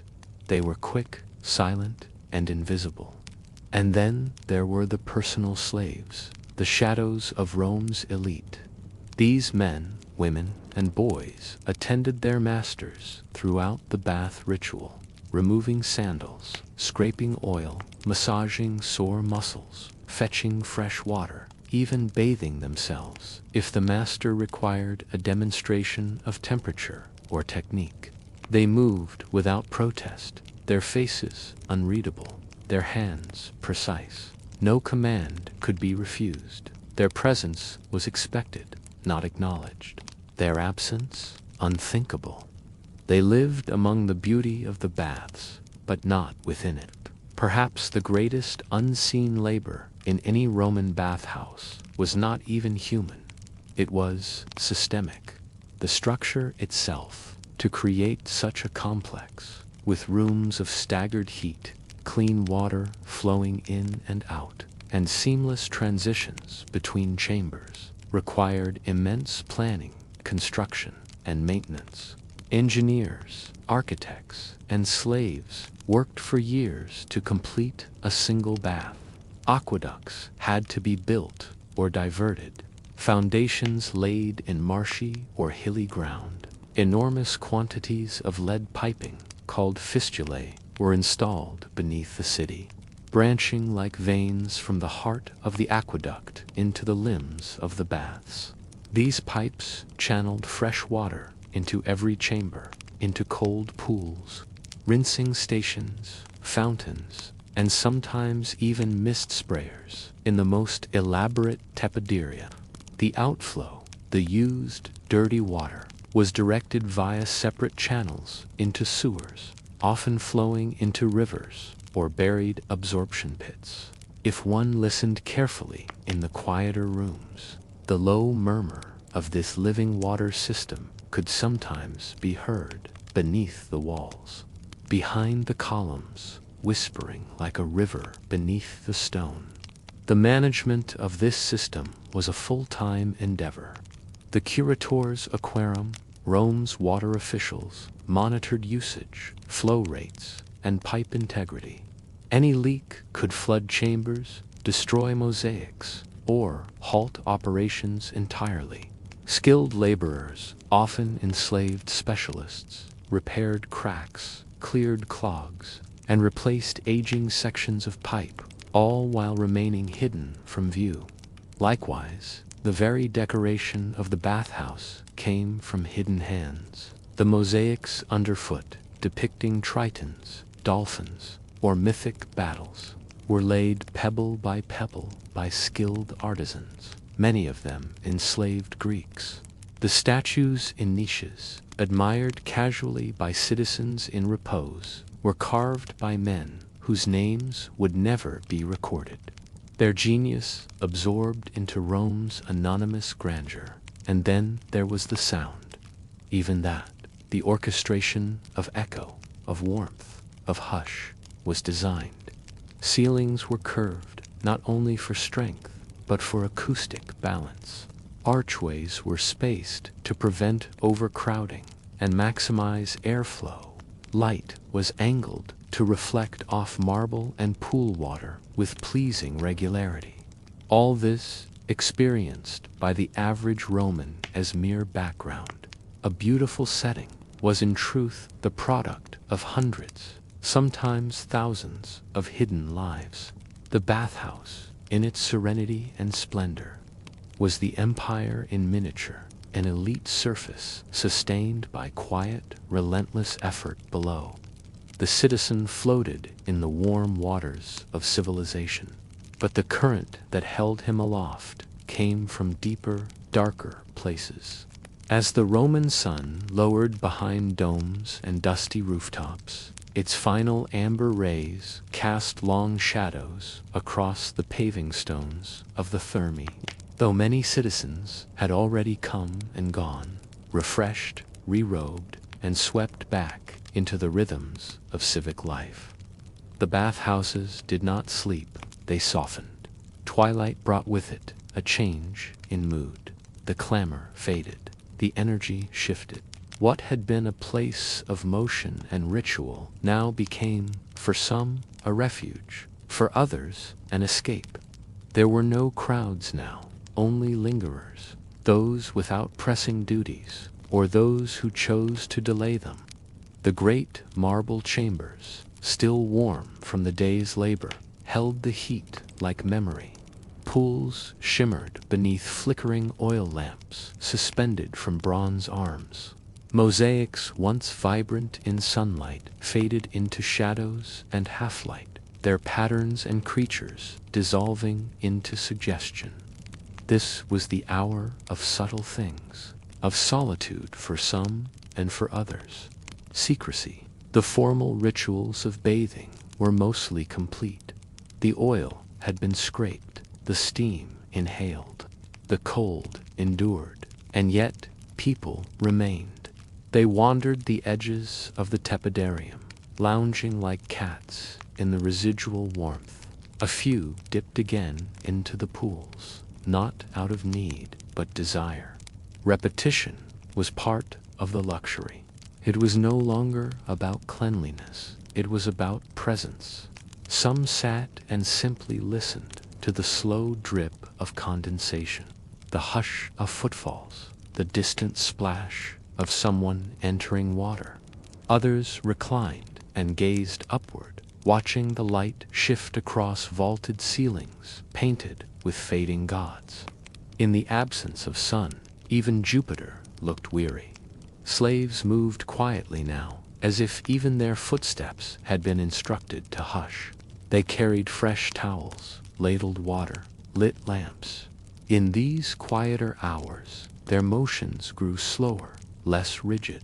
Even among the enslaved, evening softened the edge. But for a certain class of bather, often the young, the idle, the wealthy, nightfall offered more than relaxation. It offered freedom. In the semi-dark, among the dissolving silhouettes of marble and muscle, other purposes revealed themselves. The Roman baths were never entirely innocent spaces. Even in daylight, they operated as sites of layered performance, political, social, erotic. But in the gloaming, with decorum loosened and supervision waning, these performances became more pointed. Certain individuals arrived late by design. They preferred the obscurity. Poets and philosophers came to think. Retired soldiers came to watch. But others came to be watched.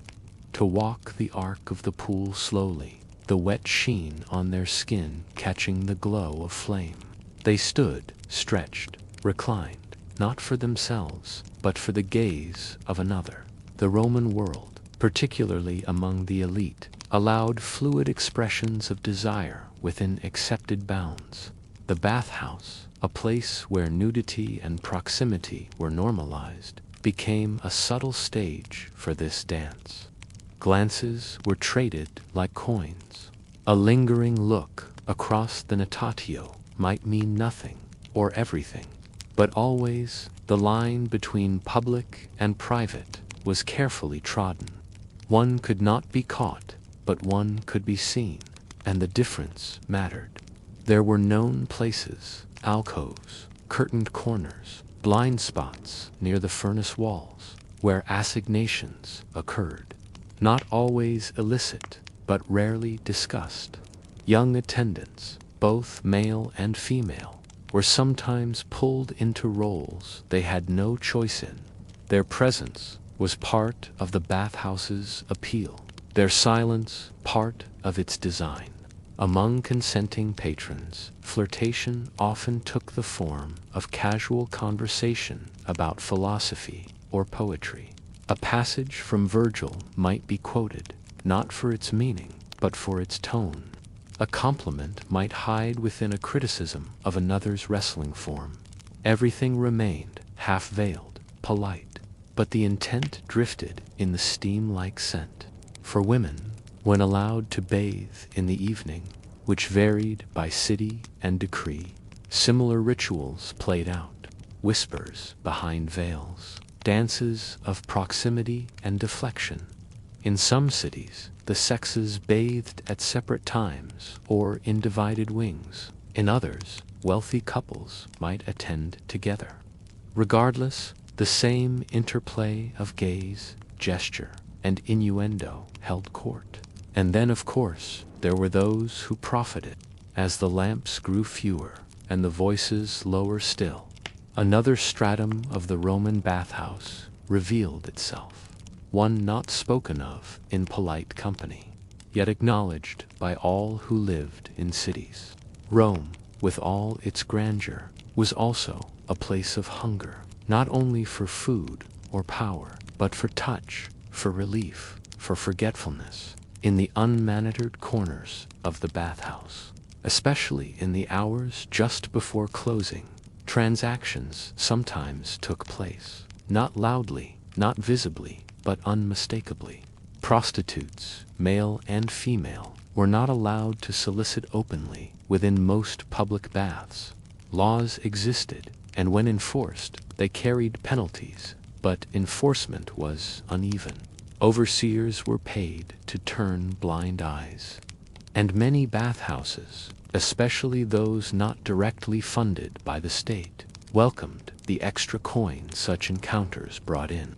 Slaves, often without agency or recourse, were most vulnerable in this world. Some were forced into these interactions by their owners.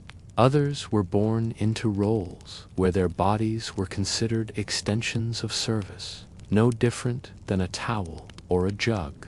Their names were rarely remembered, their presence often erased from inscriptions, even when their labor built the marble itself.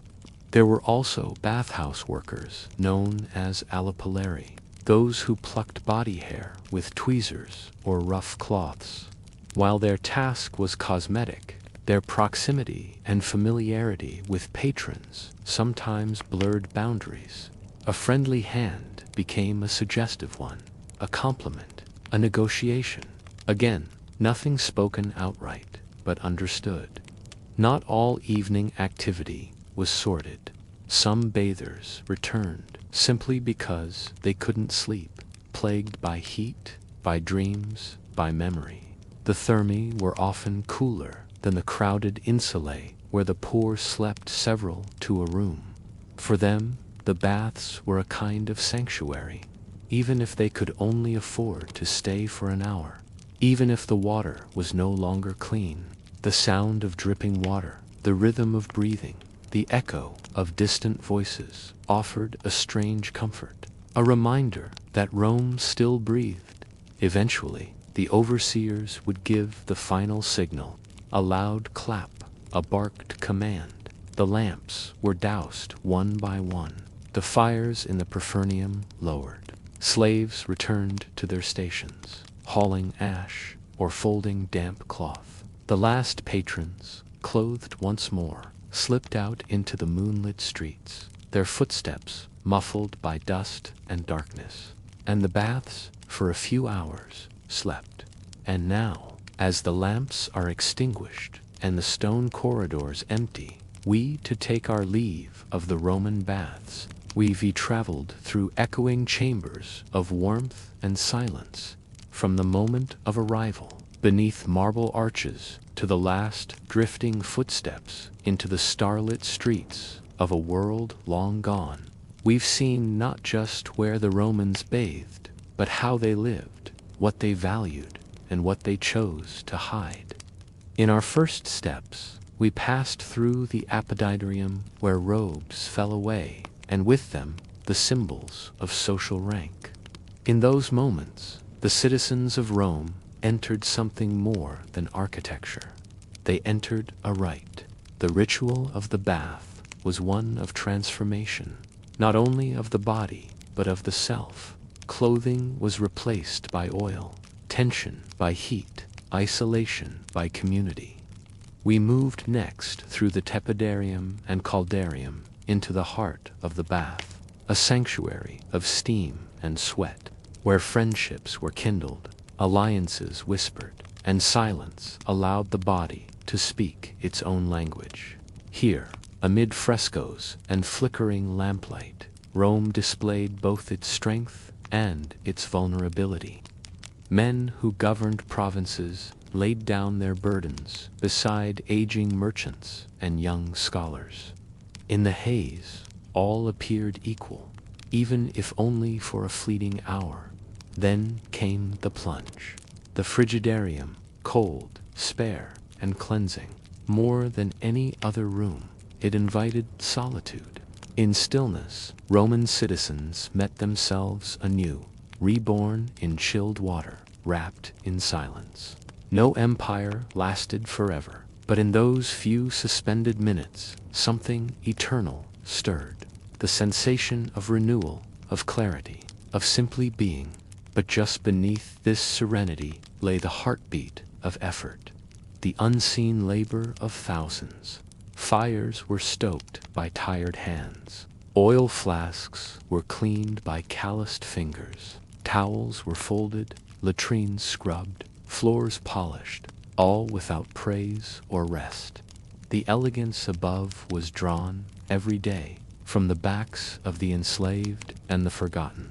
And while Rome built monuments to its emperors, the true weight of its glory rested, always, on quiet shoulders.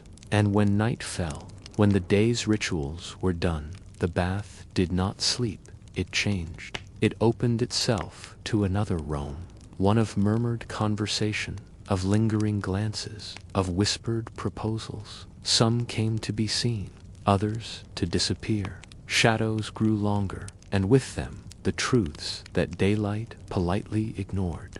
The bathhouse, even in dusk, remained honest, not in what it said, but in what it allowed.